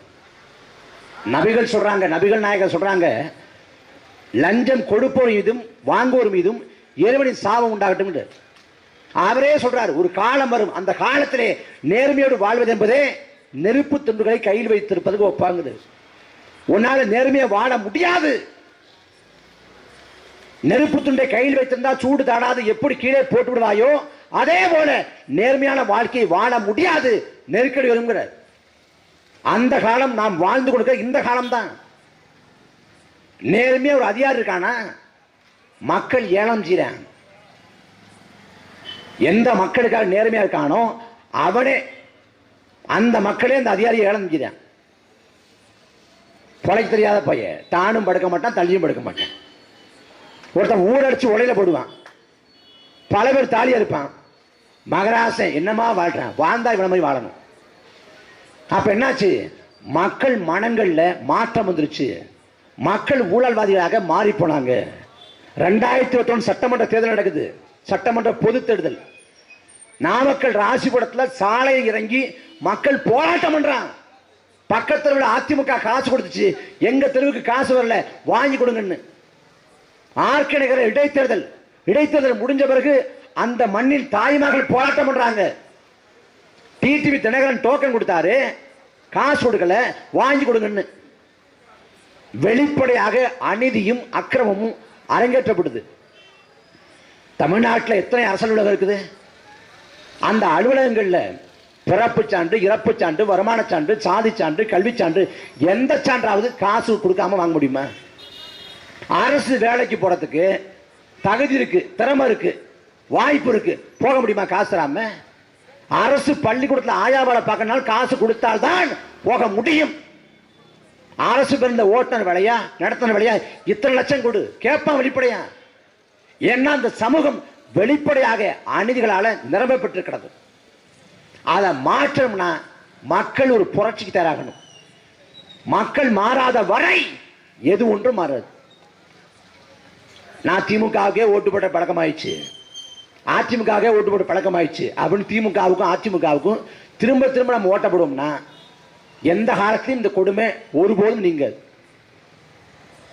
நாம அவ்வளவு கஷ்டப்படுறோம். மாதம் பிறந்தா அந்த மாதத்தை எப்படி ஓட்ட போறோம்? வீட்டு வாடகை எப்படி கட்டுறது? கல்வி செலவுக்கு என்ன பண்ண போறோம்? மாத்திரை மருந்து அம்மாவுக்கு வாங்குறதுக்கு என்ன பண்ண போறோம்? திணறோம். 1000 ரூபாய் காசுக்கு ஆளா பறக்கணும். ஆனா பல்லாயிரம் கோடிகளை கூச்சநாச்சமின்றி கொள்ளையடிச்சு வச்சு வந்திருக்கேன். தமிழக அமைச்சர்கள் ஒருத்தர் பிடிஆர் பழனிவேல் தியாகராஜன் அவர் சொல்றாரு, சபரீசனும் உதயநிதியும் சேர்ந்து 3 ஆண்டு காலத்தில் 30,000 கோடியை கொள்ளையடிச்சாங்க. 30,000 கோடி நமது கற்பனைக்கும் எட்டாத பணம். சமூக நீதினு பேசுவான், திராவிட மாடல்பான், வெளிமொழி மக்களுக்கான அரசும்பான். ஆனா எல்லா அயோக்கியத்தனங்களையும் கூச்சநாச்சம்லாம் பண்ணுவான். கேட்டா ஒரு பல்லவியை பாடுவான், பாஜக உள்ள வந்து புந்துரும், பாஜக வந்துடும், திமுக போடுங்க. பாஜக எங்கடா வர போறேன்? தமிழ்நாட்டில் பாஜக ஒட்டுமையாக மாறி போயிட்டான், தொங்கு சரியா இருக்கான். அதிமுக தயவு திமுக தயவு இல்லாம அவனால வெல்லவே முடியல ஒரு எம்எல்ஏ கூட. 2014, 2019, 2021, 2024 4 பொது தேர்தலையும் பாஜக மண்ணை கவியது, வெல்ல முடியல. குறிப்பா 2021 அதிமுக கூட்டணியில் அங்க வைச்ச பாஜகவை சேர்ந்த சட்டமன்ற வேட்பாளர்கள் பரப்புரைக்கு போறப்ப மோடி படத்தை அமித்ஷா படத்தை போடாம அவன் எம்ஜிஆர் படத்தை ஜெயலலிதா படத்தை போட்ட. ஏன்னா மோடி படத்தை போட்டு போனோம்னா விழுற ஓட்டும் தமிழ்நாட்டில் விழாது அப்படின்னு பாஜகவின் சட்டமன்ற வேட்பாளரே மோடி படத்தை அமித்ஷா படத்தை தவிர்த்தான். இந்திய பெருநிலத்திலே இந்த நிலைமை கிடையாது, தமிழ்நாட்டில் அந்த நிலைமை. ஒரு 2 வாரத்துக்கு முன்னாடி பாஜகவோட மாநில தலைவர் நயனா நாகேந்திரன் அவர்கிட்ட பாஜக நிர்வாகி ஒருத்தர் பேசுறாரு, ஐயா நான் ஓட்டு கட்டு போறவங்கயா, ஓட்டு கட்டு போறப்ப மக்கள் உங்களுக்கு சோறு கூட நாங்க போட்டுறோம், ஓட்டு மட்டும் போட மாட்டேன்னு சொல்றாங்க, நாங்க என்ன பண்றீங்க? பாஜக ஓட்டு கட்டி போறப்ப வீட்டுக்கு வாங்க சோறு போடுறோம், ஆனா ஓட்டு மட்டும் போட மாட்டோம்னு சொல்றாங்களாம். பாஜக நிலைமை தமிழ்நாட்டில் தான். பாஜக தமிழ்நாட்டில் எந்த காலத்தையும் எழமாட்டான். ஆனா இல்லாத பாஜகவை சொல்லி இந்த திமுக எல்லாத்தையும் நியாயப்படுத்துறேன். திமுக விமர்சிக்க கூடாது, திமுக கேள்வி கூடாது, பாஜக வந்துடும். எங்க பாஜக வரப்போகுது? அவனும் தமிழ்நாட்டில் என்னென்னமோ பண்ணி பார்க்குறான். ஒரு காலத்தில் தமிழ்நாட்டில் அவன் பிள்ளையார் தான் நம்பிக்கிட்டு இருந்தான். பிள்ளையார் சதுர்த்தி வருதா, ஒரு வாரம் 10 நாள் கழிச்சு பிள்ளையார் சதுர்த்தி ஊர்வலம் நடக்கும். இந்த பிள்ளையார் சதுர்த்தி ஊர்வலம் எப்படி வருது? வெள்ளைக்கார ஆட்சி காலத்தில் பிள்ளைக்கு நோய் பரவுது. அன்னைக்கு மும்பை மாகாணத்தை சேர்ந்த அதிகாரிகள் எலிகளை ஒழிக்கணும், எலிகள் தான் இந்த பிள்ளைக்கு நோய்க்கு காரணம் சொல்லிட்டு எலிகளை ஒழிக்க சட்டம் போடுறேன். ஆனால் எலிகளை ஒழிக்க கூடாது, எலிகள் பிள்ளையாரோட வாகனம் சொல்லிட்டு பாலகங்காதர திலகர்னு ஒருத்தர் எலிகளுக்கு ஆதரவான ஒரு ஊர்வலம் தொடங்குறாரு. அந்த ஊர்வலம் தான் பரிணாம வளர்ச்சியாக இந்த பிள்ளையார் சதுர்த்தி ஊர்வலமாக மாறுது. இந்த பிள்ளையார் தூக்கிட்டு போறான்ல, ஒரு சேரிக்கு ஒரு காலனிக்கு ஆதி தொல்குடி மக்கள் வாழக்கூடிய பகுதிக்கு இந்த பிள்ளையார் போவாரா? போக மாட்டான். ஆனா எங்க தேவாலயம் இருக்கோ, எங்க மசூதி இருக்கோ, எங்க பள்ளிவாசல் இருக்கோ அந்த தெருவழியா இந்த பிள்ளையார் சதுர்த்தி ஊர்வலத்தை கொண்டு போவாங்க. 5 ரூபாய் முறுக்கு பள்ளிவாசல் நொறுக்கு, 5 ரூபாய் முறுக்கு தேவாலயத்தை நொறுக்கு, இதுதான் அவங்க போடுற முழக்கம். அப்ப மத பூசலை உருவாக்கி அதன் மூலமாக வாக்கு வேட்டையிட முயற்சி பண்ணுவான். இந்த பிள்ளையார் தான் ரொம்ப நாளா பேசிட்டு இருந்தேன். தமிழ்நாட்டில் பிள்ளையாருக்கு மார்க்கெட் இல்லைன்னு தெரிஞ்ச உடனே பிள்ளையாரை பிறக்க பண்ணிட்டு இப்ப முருகனோட சந்திக்கலாம் பார்க்கிறேன். அதனால திடீர்னு திருப்பரங்குன்றத்தில் முருகன் மாநாடு. ஏன் மதுரையில் போடணும் அந்த மாநாட்டை? மதுரையில் ஏன் போடணும்? ஏன்னா மதுரையில் திருப்பரங்குன்றம் மலை வந்து ஒரு பேசுபொருளா இருக்குது, ஒரு சிக்கலாக திட்டமிட்டு மாற்றப்படுது. அப்ப கோயம்புத்தூரை மத பூசல் நிறைந்த பகுதியாக மாற்றியது போல மதுரையை மாற்ற முடியாத இந்த திருப்பரங்குன்றம் மலை விவகாரத்தை வச்சு ஏதாவது சர்ச்சையை உருவாக்க முடியாதுன்னு பார்க்குறேன். அதுக்கு மதுரையில் வந்து முருகன் மாநாடு போடுறேன். தமிழ்நாட்டில் வந்து இன்னைக்கு முருகனை முன்னிறுத்தி வெற்றிவேல் வீரவேலுங்கிற தமிழ்நாட்டில் வெற்றிவேல் வீரவேல் என்று பேசக்கூடிய இந்த பாரதிய ஜனதா அருகாமல கேரளாவில் பேசுவானா? பேச மாட்டேன். அங்க சாமியே சரமிப்பாம்மா, அங்க சாமியே சரமிப்பாங்கிற பாரதிய ஜனதா அருகாமையில் ஆந்திராவில் பேசுவானா? பேச மாட்டான். ஏழுகுண்டல வானா வெங்கட்ராமனா கோவிந்தா கோவிந்தா. அங்க கோவிந்தா போடுறவன் மகாராஷ்டிராவில் போடுவானா? அங்க கனவிதாதா மோரியாம்பா. அங்க கனவிதாதா மோரியாங்கிறவன் இந்த பக்கம் மேற்கு வங்காளத்தில் போடுவானா ஜெய்காலி ஓம்காலிம்பா. அங்க ஜெய்காலி ஓம்காலிங்கிறவன் உத்தரப்பிரதேசத்தில் ஜெய் ஸ்ரீராம்பா. அங்க ஜெய் ஸ்ரீராம்ங்கிறவன் இந்த பக்கம் ஒரிசா வந்தா ஜெய் ஜெகநாத்தும்பா. அவ எந்த ஊருக்கு போனா எந்த ராகத்துல கூவணும்னு நல்லா தெரியும். பாம்புதிக்கிற ஊருக்கு போனா நடுத்துண்டு தனக்குன்னு உட்காந்துக்குவான். இப்படி பாஜக என்னென்னமோ சித்து வேலை பண்ணி பார்க்கறான். மோடி மஸ்தான் வேலையை பார்க்கிறேன். எந்த பருப்பும் தமிழ்நாட்டில் வேலைக்கு ஆகல. அண்ணாமலை தமிழ்நாட்டிலே முதலமைச்சராக வருவார் அப்படின்னு சொல்லி தெரிஞ்சான். இன்னைக்கு அண்ணாமலை எங்க இருக்காருன்னு தெரியல. பாஜக தமிழ்நாட்டில் என்றைக்கும் செல்லா காசு. ஆனா இந்த பாஜகவை காட்டி காட்டி திரும்ப திரும்ப திமுக எல்லா வாக்களையும் ஒருமுகப்படுத்துறேன். வாக்களை ஒருமுகப்படுத்தி வாக்கு வேட்டையாடுறேன். அப்ப உணர்ந்து தெளியணும். திமுகவுக்கு மாற்று அதிமுகவும் இல்லை, அதிமுகவுக்கு மாற்று திமுகவும் இல்லை. இந்த திராவிட ஓநாய்களை விரட்டி அடிக்கணும். இந்த திராவிட ஓநாய்களோடு சண்டை போடுறப்ப குறுக்கு நெடுக்குமா சில அணில்கள் ஓடிட்டு இருக்குது. திடீர்னு மாநாடு போடுறாங்க. வேண்டா விருப்ப பிள்ளைய பத்து காண்டாமர்கள் பேர் வச்ச கதையா? மாநாடு போட்டு என்னடா சொல்ல வர்ற? என்ன சொல்ல வர்ற? பாஜக இங்க எதிரி, திமுக இங்க எதிரி. சரி, எதிரி எதிர்த்து என்ன பண்ண? வீட்டை விட்டு வெளில வர மாட்டாரு, போராட்டத்துக்கு போக மாட்டாரு. போராட்டத்தில் இருக்கவங்க இவர் வீட்டில் போய் பார்க்கணும். இது போல வினோதமான ஒரு போராட்ட ஆதரவு எங்கேயாவது நடந்திருக்குமா? நாங்க 250 கோடியை காசை விட்டுட்டு வந்தோம், சம்பளத்தை விட்டு வந்தோம். 50 வயசுல 2000 3000 கோடியை வந்து சம்பாதிச்சு வச்சுக்கிட்டு வாழ்வில எல்லாத்தையும் பார்த்துட்டு கடைசி காலத்தில் 50 வயசுல வந்து நான் அரசியலுக்கு வர்றேன், மக்களுக்கு சேவை செய்ய போறேன்னு வர்றது பெருசுன்னா, 18 19 வயசுல சம்பாதிக்க போகாம இந்த மண் மீது மக்கள் மீது பற்று கொண்டு வாழ்வின் சுகபோகங்களை எல்லாம் துறந்து களத்தில் இருக்கக்கூடிய நாம் தமிழர் பிள்ளைகள் செய்வது எவ்வளவு பெரிய மகத்தான வேலை. அண்ணன் சீமான் வந்து திரைத்துறையில் இருந்தா கோடிக்கணக்கா சம்பாதிச்சிருக்க முடியும், கோடிக்கணக்கா. ஆனா அந்த வாய்ப்புகளை முற்றாக துறந்து விட்டு புறக்கணித்து விட்டு இந்த மண்ணுக்காக மக்களுக்காக போராடி சிறைக்கு போய் இந்த 15 ஆண்டு காலத்தில் அவர் கால்படாத மாவட்டம் இல்லைங்கிற அளவுக்கு தமிழ்நாடு முழுக்க பயணப்பட்டு மக்களை அரசியல்படுத்தி சாதி மதத்துக்கு அப்பாறுபட்டு மொழி இன உணர்ச்சியை கொண்டு நாம் தமிழகிற வரலாற்று பெருமித மாற்றத்தை ஏற்படுத்தி கொண்டிருக்கிறது. திடீர்னு வந்து இவர் வந்து தமிழ்நாட்டில் மாற்றத்தை ஏற்படுத்த போறாரு. என்ன செஞ்சு கிழிக்க போறாரு? ஒரு கட்சியில யாராவது ஒருத்தர் முட்டாப்பேடா இருப்பான். ஆனா ஒரு கட்சி தலைமை முதல் தொண்டர் வரைக்கும் அத்தனை பேர் முட்டாளா இருக்காங்க. நேற்று மாநாட்டுக்கு போனவங்க கிட்ட வந்து ஒருத்தன் வந்து ஒளிவாங்கி நின்றான், மைக்க நின்றான். நீங்க தாவேக்காவில் வந்து எவ்வளவு நாளா இருக்கீங்க அப்படின்னு கேட்கிறாங்க. நான் 40 வருஷமா இருக்கேங்கிறேன். காட்சி உடைக்க 2 ஆண்டு ஆகல, 40 வருஷமா இருக்கேன். அடுத்த ஒருத்தன் அதுக்கு போடுறான், இவன் என்ன சகரக்கு அடிச்சாலும் கேட்டு பாடுற கேள்றா முதல்ல. திமுகவுக்கும் தாவேக்காவுக்கும் தான் போட்டிங்க. உண்மைதான், திமுகவுக்கும் தாவேக்காவும் போட்டி தான். கூட்டத்துக்கு போனால் நாற்காலி யார் தூக்கிட்டு ஓடுறதுங்கிறதுல போட்டி தான். அதை தாண்டி கட்சி அரசியல்படுத்தப்பட்ட கூட்டமாக இருக்குதா? கோட்பாடு இருக்கா? கொள்கை இருக்குதா? மக்கள் நலன் இருக்கா? பொது நோக்கம் இருக்கா? ஒன்றும் இல்லை. திரை கவர்ச்சி இருக்குது. அந்த திரை கவர்ச்சியை மூலதனமா வச்சு அதிகாரத்தை ஏறி அமர்ந்தரணும். அவ்வளவுதான் நோக்கம், வேற எதுவுமே கிடையாது. ஏன்னா போதும் போதுங்கிற அளவுக்கு திகட்டுற அளவுக்கு பணத்தை சம்பாதிச்சாச்சு. புகழ் வெளிச்சம், அந்த புகழ் வெளிச்சத்தை பார்த்தாச்சு. மிச்சம் இருக்கிறது இந்த அதிகாரம் தான். இந்த நாற்காலி, முதலமைச்சர் நாற்காலி, அந்த நாற்காலியில் உட்கார்ந்தா எப்படி இருக்கணும் பார்க்கணும். அதுக்கு திரைக்கவர்ச்சியை போட்டு மக்களை ஏமாத்தி வாக்களை பெறணும். இதெல்லாம் கால கொடுமை இல்லையா? நல்ல கண்ணு மகத்தான தலைவன் ஒரு மாற்று கட்சியில் இருந்தாலும் வாழ்ந்து கொண்டிருக்காரு ஐயா நல்ல கண்ணு. நல்ல கண்ணு 100 வயசு ஆயிடுச்சவருக்கு. அவரு அடிமை இந்தியாவில் பிறந்தவர். வெள்ளக்காரனை எடுத்து களம் காண்றாரு, தலைமுறை வாழ்க்கை வாழ்றாரு.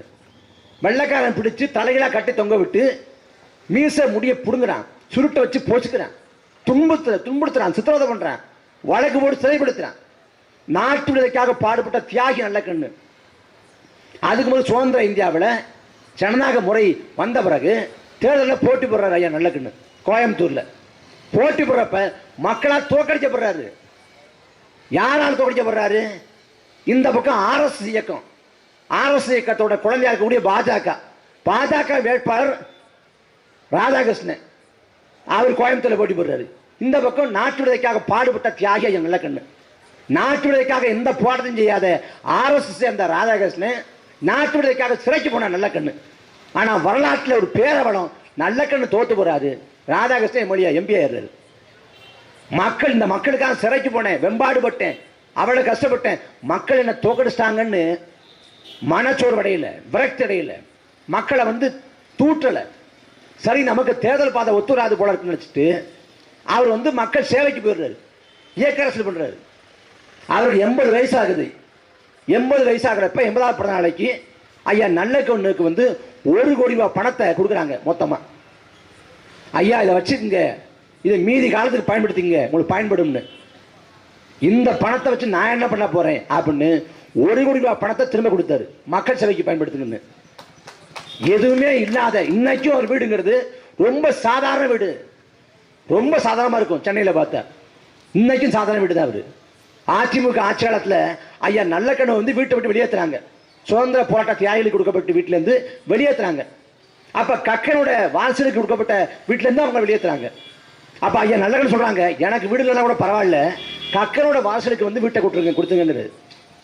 அந்த ஐயா நல்ல கண்ணு இன்னைக்கு வீதிக்கு வர்றாரா, இந்த சாலையில் போறாரா, அவர் யாருக்கும் தெரியாது. இதே நெல்லை மண்டலத்தில் பிறந்தவர் தான் ஐயா நல்ல கண்ணு.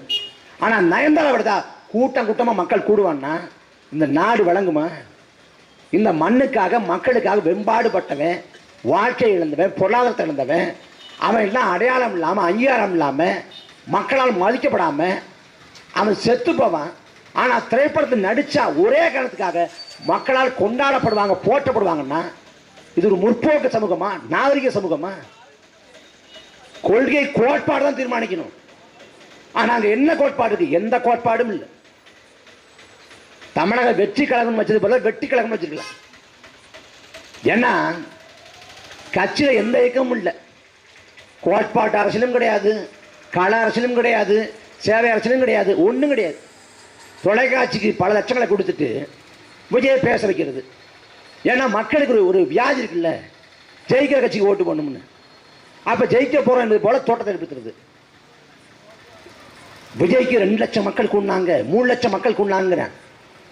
ஆந்திராவில் புகழ்பெற்ற நடிகர் சிரஞ்சீவி பிரஜா ராஜ்யம்ங்கிற கட்சி தொடங்கினாரு. பிரஜா ராஜ்யம்னு கட்சி தொடங்குறப்ப 10 லட்சம் மக்கள் கூடினா. அவருக்கு தினத்தஞ்சோட முதல் பக்கத்தில் வந்துச்சு, 10 லட்சம் பேர் முன்னாடியில் கட்சியை தொடங்கினாரு சிரஞ்சீவின்னு. ஆனா கட்சியை சமாளிக்க முடியாம பிரஜா ராஜ்யத்தை கொண்ட காங்கிரஸ் அணைச்சிட்டாரு.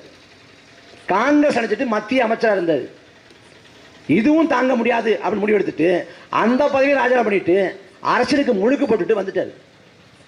நாடறியப்பட்ட நடிகர் ஐயா சிவாஜி கணேசன் நடிப்புல அவர் போல இல்லை. அந்த சிவாஜி கணேசன் ஒரு கட்சி வச்சிருந்தாருன்னா யாருக்கும் தெரியுமா? சொந்த ஊர் திருவையாறுல தோற்கடிக்கப்பட்டாரு ஐயா சிவாஜி கணேசன். எம்ஜிஆரோட கலை உலக வாரிசு என்று வர்ணிக்கப்பட்ட பாக்கியராஜ் அவரும் கட்சி வச்சிருந்தாரு. இப்ப இருக்கக்கூடிய ஐயா டி ராஜேந்தர் அவரும் கட்சி வச்சிருக்காரு. சரத்குமார் கட்சி வித்துட்டாரு பாதி விலைக்கு. என்ன ஆனாங்க? எம்ஜிஆர் தோக்கடிக்க முடியாத ஆளுங்க. எம்ஜிஆர் தோத்து போனாரா? 1980 பாராளுமன்ற பொது தேர்தலில் 40 இடங்களில் போட்டி போட்ட அதிமுக 38 இடத்துல தோத்து போச்சு.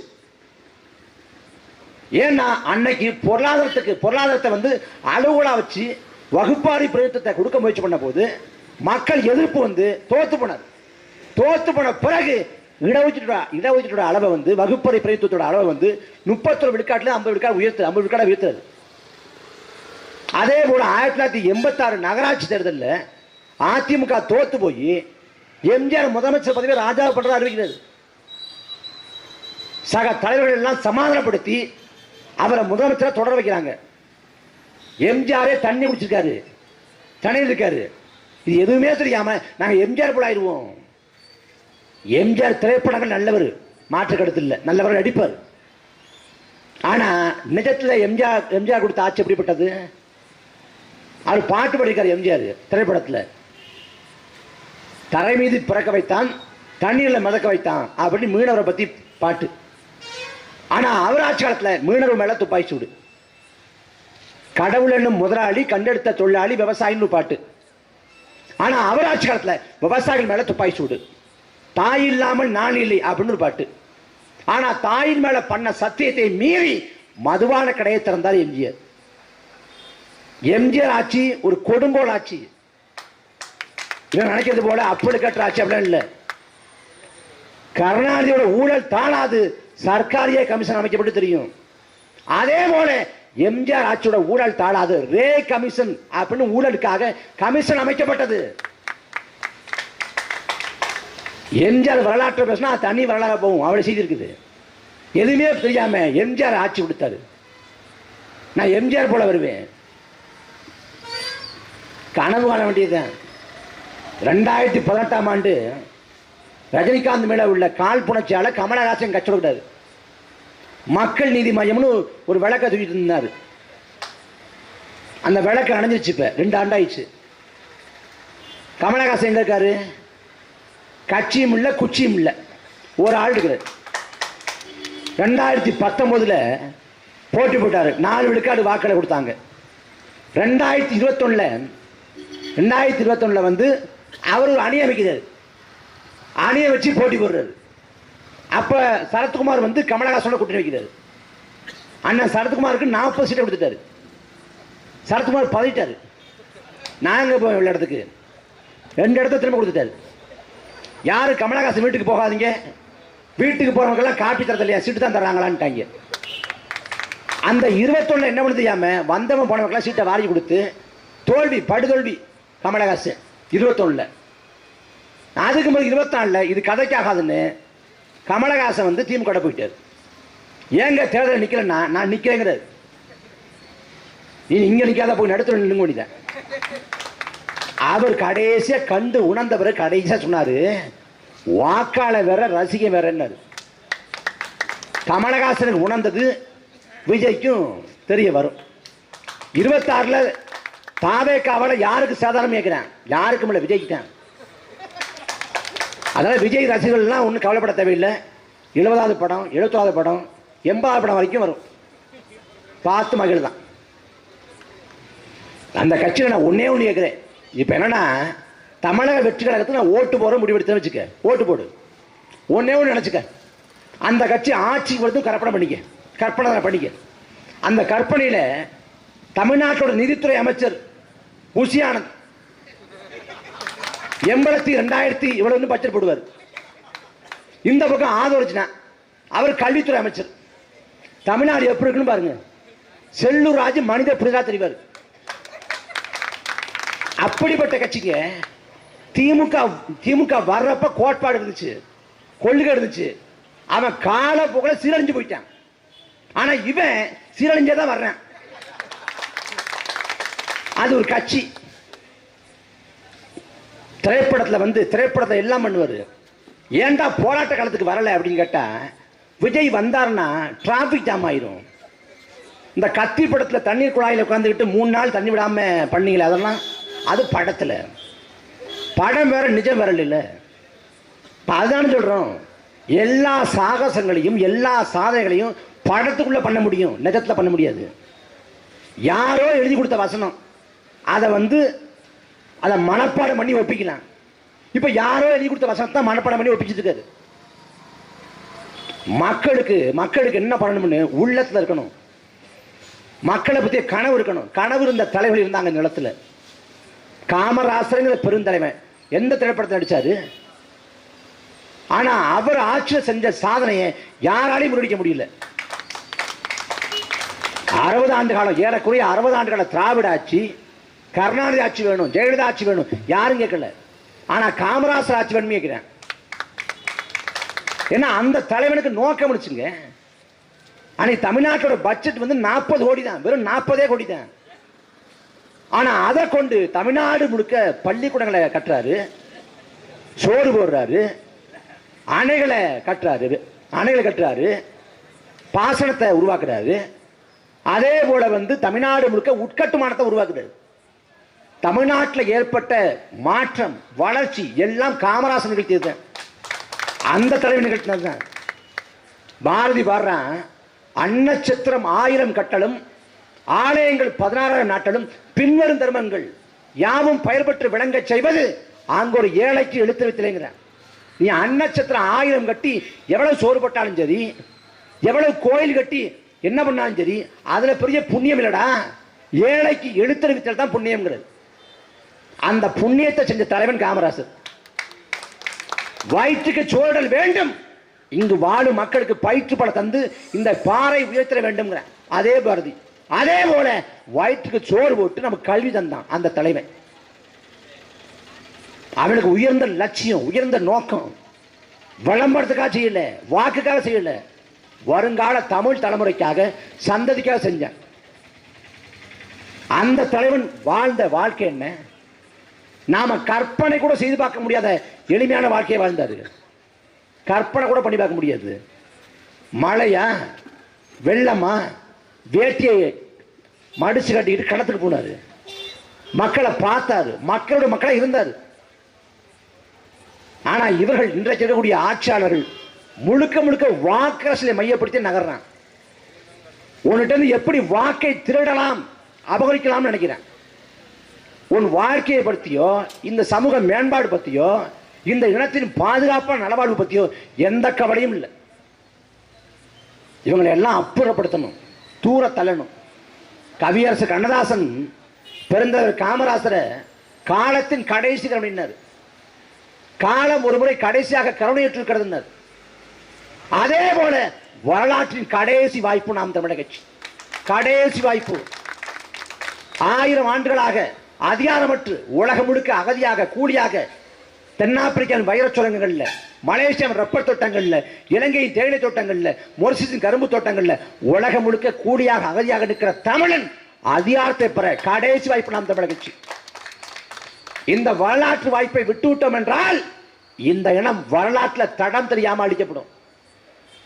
இன்னைக்கு தமிழ்நாடு முழுக்க வடநாட்டுக்காரன், இந்திக்காரன் வர்றான். தமிழ்நாடு முழுக்க நீங்க சிந்திச்சு பாருங்க. எல்லா இடத்துலயும் வந்தாங்க. உணவகத்துக்கு சாப்பிட போனா அவன் உட்காந்துருக்கான், கியா பையாங்கிறான். நீ எங்க போனாலும் ஹிந்திக்காரன். அவன் வேலை தானே செய்யறான்னு நினைக்கல, அவன் பொருளாதாரத்தை சொல்றான். எப்படி? நீ இந்த வேலைக்கு குறைந்தபட்ச ஊதியம், மாத ஊதியம் 15,000 ரூபாய் அப்படின்னு நீ போராடி அந்த உரிமையை பெற்றிருக்கு. இந்த வேலை செஞ்சா 15,000. அவன் என்ன பண்ணுவான்? நான் 5,000 ரூபாய்க்கு வேலை பார்க்குறேன். அப்ப உனக்குள்ள அந்த வேலை வாய்ப்பு பறிபோகும். நீ போராடி பெற்ற குறைந்தபட்ச ஊதியம்ங்கிற அந்த வாய்ப்பு உடைக்கப்படும். அதே போல வடநாட்டுக்காரன் ஒரு பக்கம் பொருளாதாரத்தை சொல்றான், இன்னொரு பக்கம் தமிழ்நாட்டில் வாக்காளர் தான் வர்றான். ரேஷன் கடையில் ஒரே நாடு ஒரே ரேஷன் சொல்லிவிட்டு தமிழ்நாட்டில் ஹிந்திக்கான ரேஷன்ல வாங்கி சாப்பிடலாமுங்கிறான். தமிழ்நாடு, கேரளா 2 மாநிலங்கள்லாம் ரேஷன் கடை கடைக்கோடி வரைக்கும் இருக்கு. அந்த பக்கம் சத்தீஸ்கரோ, ஜார்க்கண்டோ, உத்தரப்பிரதேசமோ, மத்திய பிரதேசமோ, பீகாரோ, அங்கெல்லாம் நம்ம ஊர் மாதிரி ரேஷன் கடை இவ்வளவு கிடையாது. இங்க நமக்கே தட்டுப்பாடு இருக்கு. சீனி தட்டுப்பாடு இருக்கு, மண்ணெண்ணெய் தட்டுப்பாடு இருக்கு, எல்லாம் தட்டுப்பாடு இருக்கு. அவன் ஹிந்திக்காரன் என்ன ஆகும்? அவன் வாங்கிட்டு போய் வீட்டில் வந்துடுவான். நம்ம நடுத்தர நிற்க வேண்டியதான். அரசு வந்து பொங்கலுக்கு இலவச தொகுப்புன்னு கொடுக்குது. அது நமக்கு விமர்சனம் இருக்கு, அது வேற. ஆனா பொங்கலுக்கு இலவச தொகுப்புன்னு கொடுக்குது. அந்த இலவச தொகுப்பை வாங்குறதுக்கு ஹிந்திக்காரன் நிற்கிறாங்க. ஹிந்திக்காரனுக்கு ஏதா பொங்கல் முதல்ல யோசிச்சு பாருங்க. 7 லட்சம் பேரை வாக்காளர் தான் தமிழ்நாட்டில் சேர்க்க போறோம். 7 லட்சம் பேரை தமிழ்நாட்டில் வாக்காளர் சேர்த்தா ஒவ்வொரு தொகுதிக்கும் கணிசமா 10,000 பேர் வருவாங்க குறைஞ்சபட்சம். அதே வந்துருவான் ஒரு குறிப்பிட்ட தொகுதியில். அவன் வந்துட்டான்னா 10,000 5,000 அப்படின்னு வந்துட்டான்னா வெற்றியை தீர்மானிக்கிற, வெற்றி தோல்வியை தீர்மானிக்கிற காரணியாக மாறி போவான். அவன் வெற்றி தோல்வியை தீர்மானிக்கிற காரணியாக மாறி போனால் தமிழ்நாட்டின் அரசியல் திசைவழி போக்கு மாறி போகும். தமிழ்நாட்டில் இதுவரை நுழைய முடியாத பாஜக வடநாட்டுக்காரன் வாக்காள உள்ள வந்துருவான். திருப்பூர்ல பாஜக வாக்கள பெறான். யார் காரணம்? பாஜகவோட ஓட்டு, வடநாட்டுக்காரன் போட்ட ஓட்டு. கோயம்புத்தூர் தெற்குல வந்து வானதி சீனிவாசன் வெற்றி பெறாங்க. யார் ஓட்டு போட்டது? வடநாட்டு ஹிந்திக்காரன். சிஏஏ வேண்டாம், குடியுரிமை சட்டத்திருத்தம் வேண்டாம்னு தமிழ்நாடு முழுக்க ஜாகின் பார்க்ல போராட்டம். ஆனா ஒரே ஒரு ஊர்ல மட்டும் ஜாகின் பார்க் இல்லாம சிஏஏ வேணும்னு போராட்டம் பண்றான். யாருன்னு பார்த்தா வடநாட்டு ஹிந்திக்காரன். யோகி ஆதித்யநாத் வர்றாரு கோயம்புத்தூருக்கு, வானதி சீனிவாசன் பரப்புரட்சியில. அங்க வாகனத்துல போறான், இருசக்கர வாகனத்துல போறவன் அத்தனை பேரும் வடநாட்டுக்காரன். சென்னையில சென்னை தீநகர் நந்தனம் அந்த ஒய்எம்சி திடல்ல பொதுக்கூட்டம், மோடி பங்கேற்கக்கூடிய பொதுக்கூட்டம். அந்த பொதுக்கூட்டத்தில் மோடி பேசுறாரு. பேசிய பிறகு ஒருத்தர் ஆளு ஒரு பக்கத்தில் விட்டு மொழிபெயர்ப்பு செய்தார். ஆனா மொழிபெயர்ப்பு செய்வதற்கு உள்ளாகவே மோடியின் பேச்சை கேட்ட மாத்திரத்தில் கை தட்டுறான். ஏன்னு பார்த்தா உட்கார்ந்து போறா வடநாட்டுக்காரன். மோடி பேசவே புரியுது, கை தட்டுறான். இந்த வடநாட்டுக்காரன் தமிழ்நாட்டில் ஏறி போனால் நம் வாழ்வாதாரம் கேள்விக்குறியாகும், நமது வாழ்க்கையும் கேள்விக்குறியாகும். நம்மளை ஈழத்தில் அடிச்சான், ஆந்திராவில் அடிச்சான், மும்பை அடிச்சான், மலேசியா அடிச்சான். இங்க அடிச்சா என்ன ஆகுன்னு யோசிச்சுப்பாரு. உன் தாய் நிலம், வரலாற்று தாய் நிலம் தமிழ்நாடு. தமிழ்நாடு தான் என்ன நினைச்சிருக்க? ஒரு மாநிலமா? இது மாநிலம் இல்ல, ஒரு நாடு. இந்தியாங்கிற நாடு பிறப்பதற்கு முன்பே இது தமிழ்நாடு தான். 21ஆம் நூற்றாண்டுல வாழ்ற, 21ஆம் நூற்றாண்டுல. ஆனா 11ஆம் நூற்றாண்டுல இளம்புறனார்னு பாடுறான் ஒரு தமிழின முன்னோன். உன் நாடு எதுன்னு கேட்டா தமிழ்நாடுன்னு சொல்றான்னு. சேர சோழ பாண்டிய சாம்ராஜ்யம் இந்த நாட்டை ஆண்ட போது கூட இந்த நிலப்பரப்பு பேர் தமிழ்நாடு தான். பாரதி சுதந்திர நாட்டில் வாழ்ந்தாங்க. சுதந்திரத்துக்கு முன்னாடி செத்து போயிட்டான் பாரதி. சுதந்திரத்துக்கு பிறகு திமுக ஆட்சி காலத்தில் அண்ணா தான் தமிழ்நாடுன்னு பேரை சுட்டுறாரு. ஆனா பாரதி வாழ்றப்பவே தமிழ்நாடுன்னு பாடியிருக்கான். ஏன்னா இது வரலாற்று தாய் நிலம். தொல்காப்பியம் 2000 ஆண்டுகளுக்கு முன்பாக தொல்காப்பியம் சொல்லுது, வடவேங்கடம் தென்குமரி ஆயிடே தமிழூரும் நல்லுலகன்னு. வடக்கே வேங்கடத்தை எல்லைகளாக கொண்ட பறந்து வரிந்த நிலப்பரப்பு தமிழ்நாடு. அதை இழந்து விட்டோம்ன்ற என்ன ஆகணும் யோசிச்சு பாருங்க. எந்த இனத்துக்கும் நேராத பெருங்கொடுமை இந்த இனத்தில் நிகழ்ந்திருக்கு. தமிழர்களை கூட்டி நாம் தமிழர், நாம் தமிழர், நாம் தாய்மொழி தமிழ் பேச வேண்டிய இழிநிலை இந்த இடத்துல தான் இருக்குது. ஆந்திராவில் நாம் ஆந்தார்னு கட்சி தொடங்க முடியல, தொடங்க வேண்டிய தேவை வரல. கேரளாவில், ஆந்திராவில், கர்நாடகாவில் வீதி போட்டு நமது மொழியோட பெருமை இது, வீதியில் கூட்டம் போட்டு மொழியோட பெருமை இது, இனத்தோட பெருமை இதுன்னு அவனுக்கு பேச வேண்டிய நிலைமை உருவாகலை. ஏன்னா அடிப்படையிலேயே அவன் உணர்வோடு இருக்கான். ஆனால் நமக்கு என்ன நிலைமை? நமக்கு தமிழங்கிற உணர்வை தாண்டி எல்லா உணர்வும் இருக்கு. அப்ப 8 கோடி தமிழ் மக்கள் வாழ்ந்த போதும் பெரும்பான்மை இல்லாத சிறுபான்மையா மாறி போனோம். ஏன் சிறுபான்மைனா தமிழின உணர்வு இல்லை. அதன் விளைவாக உன் கண் முன்னே ஈழத்தில் 2 லட்சம் மக்கள் துள்ள துடிக்க படுகொலை செய்யப்பட்டார்கள். உன் உரிமை பறிபோடுது. காவிரி, முல்லை பெரியாறு, பாலாறு, கட்சித்தீவுன்னு எல்லா உரிமையும் பறிபோச்சு. மீன் பிடிக்க போற நாகப்பட்டினத்தில், ராமேஸ்வரத்தில் மீன் பிடிக்க போறப்ப நடுக்கடலை வச்சு தாக்குறான், அடிக்கிறான், உதைக்கிறான், சித்திரவதை பண்றான், கொல்றான். கேட்கனாது இல்லை. 800க்கும் மேற்பட்ட தமிழ் மீனவனை கொன்றிருக்கான், 800 பேரை. ஆனா இத்தாலி கடற்படை 2 கேரளா மாநிலத்தோட மீனவனை கொண்டதுக்கு அதை இந்தியாவோட பிடை முடியை பிடிச்சு உலுக்கி பன்னாட்டு நீதிமன்றம் போயிட்டான், சர்வதேச நீதிமன்றத்துக்கு. எப்படா என் மாநிலத்தோட மீனவனை கொள்ளலாம்ட்டு 2 பேர் கொண்டதுக்கு. ஆனா தமிழ்நாட்டை சேர்ந்த 800 மீனவன் கொலை செய்யப்பட்டிருக்காங்க. கேட்க நாதி இல்ல. ஆந்திராவுக்கு கூலிக்கு மரவட்ட போன அப்பாவி கூலி தொழிலாளர்களை செம்மரக்கட்டை கடத்த வந்த கடத்தக்காரர் பரிசுமத்தி காக்கை குருவி சுடுவது போல 20 பேர் கொண்டுட்டேன். சந்திரபாபு நாயுடு கேட்க முடிஞ்சா? நீதி கிடைச்சா? இல்ல. இப்ப தமிழ்நாட்டில் 10 மலையாளியை கொண்டு வந்தா கேரளாவில் பெரிய கலர் வெடிக்கும். தமிழ்நாட்டில் 2 தெலுங்கனை கொண்டு இருந்தா ஆந்திராவில் பெரிய சண்டை வெடிக்கும். ஒரே ஒரு கன்னடம் தான் தமிழ்நாட்டில் தாக்கினா கர்நாடகா வெடிச்சு செதுருவான். ஏன்? வடநாட்டுக்கு இந்திக்காரன் தமிழ்நாட்டில் கழுத்தறுத்து கொலை செய்யப்படுறான்னு ஒரு வதந்தி பரவனதுக்காக பீகார் சட்டமன்றம் அதிருது. பீகார்ல தமிழ்நாட்டோட முதலமைச்சர் பேசுறாங்க. தமிழ்நாட்டில் ஒரு குழு அமைக்கப்படுது, காவல்துறை கண்காணிக்குது.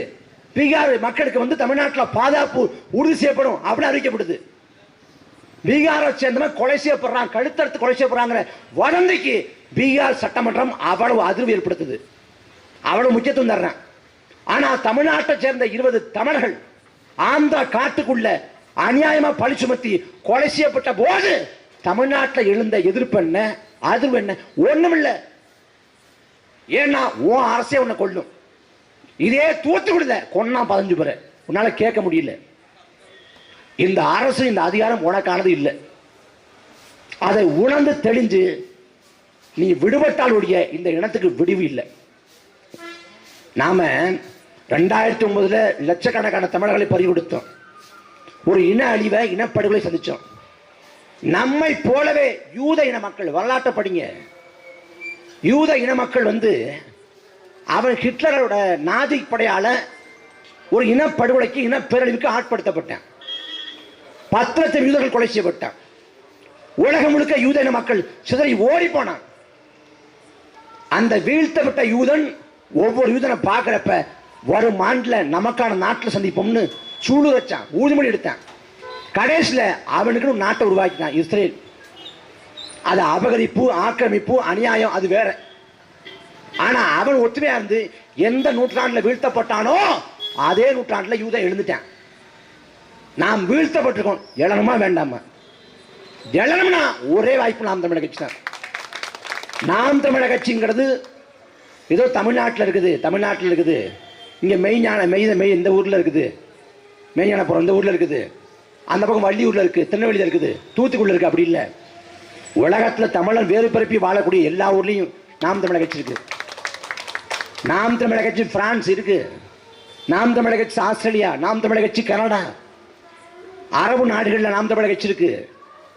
உலகில் தமிழன் எங்கெல்லாம் வாழ்றானோ அங்கெல்லாம் நாம் தமிழர் கட்சி இருக்குது. இங்க தேர்தல் பாதையில் போட்டி போடுது, அங்க தேர்தல் அமைப்பா இல்லாம இயக்க அரசியல் பண்ணுது. ஏன்னா உலகம் முழுக்க வாழக்கூடிய தமிழனை ஒரே கொடையில திரட்டணும், ஒரே நோக்கத்துக்காக திரட்டணும். அதுக்காக நாம் தமிழக கட்சி வேலை செய்யுது. எல்லாவற்றுக்கும் கடைசி வாய்ப்பு அதிகாரத்தை கைப்பற்றுவதுதான், நல்லவங்க கையில் அதிகாரத்தை கொடுப்பதுதான். அதுக்கு உங்க பிள்ளைகள்கிட்ட அதிகாரத்தை கொடுங்க. நாங்க புதுசா வந்தவங்க இல்லை. இந்த சீசனுக்கு கட்சி ஒழுங்கி வர்றாங்களே, சீசனுக்கு கமலஹாசன், விஜய் போல, அது போல இல்லை. 15 ஆண்டு அந்த களத்தில் நிற்கிறோம். 2010 தொடங்கப்பட்டு 16, 19, 21, 24 4 பொதுத்தேர்தல் கடந்து வந்திருக்கோம். பொதுவாக ஒரு கட்சி வெற்றி பெறலன்னா அந்த கட்சி வளராது. ஆனால் நாம் தமிழக கட்சி 2016, 19, 21, 24 இந்த 4 தேர்தலையும் நாங்கள் வெற்றி பெறல. ஆனால் 1.1 8.2 விழுக்காடுக்கு நாங்கள் உயர்ந்திருக்கோம். தேர்தலில் ஜெயிக்கிற கட்சி தான் வளரும், தோக்கிற கட்சி வளராது. ஆனால் அந்த இலக்கணங்களை உடைத்து நாம் தமிழக கட்சி மேலே ஏறிக்கொண்டிருக்கு. 8.2 விழுக்காடு வாக்களை கொண்டிருக்கிற கட்சி அதை 3 மடங்காக மாற்றி அதிகாரத்தை பிடிக்கணும். அதுக்கு ஒரே வாய்ப்பு, உங்கள் வாக்களை கொடுங்க, உங்க வாக்களை தாங்க. அதை தாண்டி எந்த வாய்ப்பும் இல்லை. உங்களை போல வறுமையில், ஏழ்மையில், பசியில், பஞ்சத்தில், வேலையில்லா திண்டாட்டத்தில் பாதிக்கப்பட்ட பிள்ளைகள், எளிய குடும்பத்து பிள்ளைகள், அன்றாடங்காட்சிகள் வீட்டு பிள்ளைகள், நாங்கள்லாம் ஒன்று சேர்ந்து ஒரு கட்சியாக மாறி இருக்கோம். எங்கள் தாத்தாவோ அப்பனோ பெரிய பணக்காரர் இல்லை, சட்டமன்ற உறுப்பினரோ பார்லிமெண்ட் உறுப்பினரோ இல்லை. நாங்கள் சாதாரண பிள்ளைகள். இந்த மண்ணை, மக்களை நேசித்து களம் காண்றோம். இதை உணர்ந்து தெளிந்து வரக்கூடிய 2026 சட்டமன்ற தேர்தலில் நாம் தமிழக கட்சிக்கு விவசாய சின்னத்திலே உங்கள் வாக்களித்தாருங்கள். விவசாயிகளை போற்றணும், கொண்டாடணும். இலக்கியங்கள் கொண்டாடுது, மந்தினி ஞானத்து வாழ்வோருக்கெல்லாம் உண்டி கொடுத்தவன் உயிர் கொடுத்தவன் போலன்னு. உணவை படைக்கிற விவசாயி உயிரை படைக்கிற இறைவனுக்கு ஒப்பானவன். அந்த விவசாயிகளை போற்றுவதற்கு தொழுவதற்கு வாய்ப்பு நாம் தமிழர் கட்சி மட்டும்தான். அதை உணர்ந்து உங்கள் பிள்ளைகள் வசம் அதிகாரத்தை கொடுங்கள். நாம் தமிழர் கட்சிங்கிற இந்த படையை பெருகப்படுத்துங்கள். மாநாட்டில் சேரலாம், அது கூட்டம் இல்லை, படை இல்லை, கும்பல், கோட்பாடற்ற உதிரிகள். ஆனா இது கட்டுப்பாடும் நேர்த்தியும் ஒழுங்கு கொண்ட ஒரு பெரும் படை. லட்சக்கணக்கான பேரை கூட்டி நாங்களும் மாநாடு போடுவோம். மாநாடு போடுற வேலையில் அக வணக்கம் அப்படின்னு அறிவிச்சிட்டா ஒட்டுமொத்த கூட்டமும் மௌனிக்கும். ஒரு ஆள் வாய் திறக்க மாட்டாரு, அத்தனை பேரும் மௌனமா இருப்பாங்க. அக வணக்கம்னா ஒட்டுமொத்த கூட்டமும் நிசப்தமா இருக்கும். தலைவர் பிரபாகரன் ஒட்டுமொத்த கூட்டமா ஆர்ப்பரிக்கும். இது ஒழுங்கு. மாவீர நாள் கூட்டம் நவம்பர் 27 6 மணிக்கு எல்லா நிகழ்வும் முடிஞ்சிருது. பறை, இணையெழுச்சி பாடல் எல்லா நிகழ்ச்சியும் முடிஞ்சிருது. 6:10 தான் தொடங்கணும். அந்த மாவீர சுடை ஏற்றப்பட்டு மாவீர பாடல் ஒழிக்க செய்யணும் 6:10. 6 மணிக்கு முடிஞ்சிருது. 10 நிமிஷம் எதுவும் பண்ண முடியல. அவன் என்ன பண்றாங்க, 10 நிமிஷம் அமைதியா இருக்கலாம்னு இருக்காங்க. இங்க தொடங்கி கடைக்கோடி வரைக்கும் கூட்டம் அமைதியா இருக்கு. 10 நிமிஷம் ஒரு கூச்சல் இல்ல, ஒரு தலைவான்னு ஒருத்தன் கத்தல, எதுவும் பண்ணல. நாங்க கொடியை பிடிப்போம், தலைக்கு மேல துண்டை சுத்த மாட்டோம். எங்களுக்கு தெரியும் இந்த மண் மீது மக்கள் மீது பற்றுறுதி கொண்ட பிள்ளைகள். உங்களை பிள்ளைகளை கைவிட்டுறாதீங்க. நீ கைவிட்டீங்கன்னா எங்களுக்கு இழப்பு இல்லை, எங்கள் வாழ்நாள் கடமை, பிறவி பயன், போராடி சாவதுன்னு. ஏன்னா அந்த நிலத்திலே தலைவன் எவ்வாறு கடைசி வரை மண்ணுக்காக மக்களுக்காக போராடி களத்தில் இருந்தாரோ அதே போல அவர் தம் பிள்ளைகளும் நாங்கள் போராடி சாவோம். அதிகாரம் கிடைத்தால் எல்லாவற்றையும் சரி செய்வோம். அதிகாரம் கிடைக்காவிட்டால் இந்த மண்ணுக்காக மக்களுக்காக போராடணுங்கிற மனநிலையோடு செத்து போவோம். எது நடக்கணும் முடிவு பண்ணிக்கங்க. இனி ஒரு தலைமுறை கதறக்கூடாது. எங்களை போல திருவிழா நின்றுக்கிட்டு தொண்டை தண்ணி வத்த அடிவர் வடிக்க கத்தக்கூடாது. எல்லாம் மாறணும். அப்ப நாம் தமிழர் கட்சி வெல்லணும். நாம் தமிழர் கட்சிக்கு வாக்க செலுத்துங்க. இந்த நாட்டை மாற்றி அமைப்போம். நம் நிலத்தை மீட்டுருவாக்கம் செய்வோம். நாளைய தலைமுறையை வாழ வைப்போம். அதற்காக உங்கள் பிள்ளைகளை வெல்ல வையுங்கள். உறுதியாக நாங்கள் வெல்வோம். இந்த மண்ணுக்காக மக்களுக்காக உழைத்து சாவோம். நன்றி, வணக்கம்.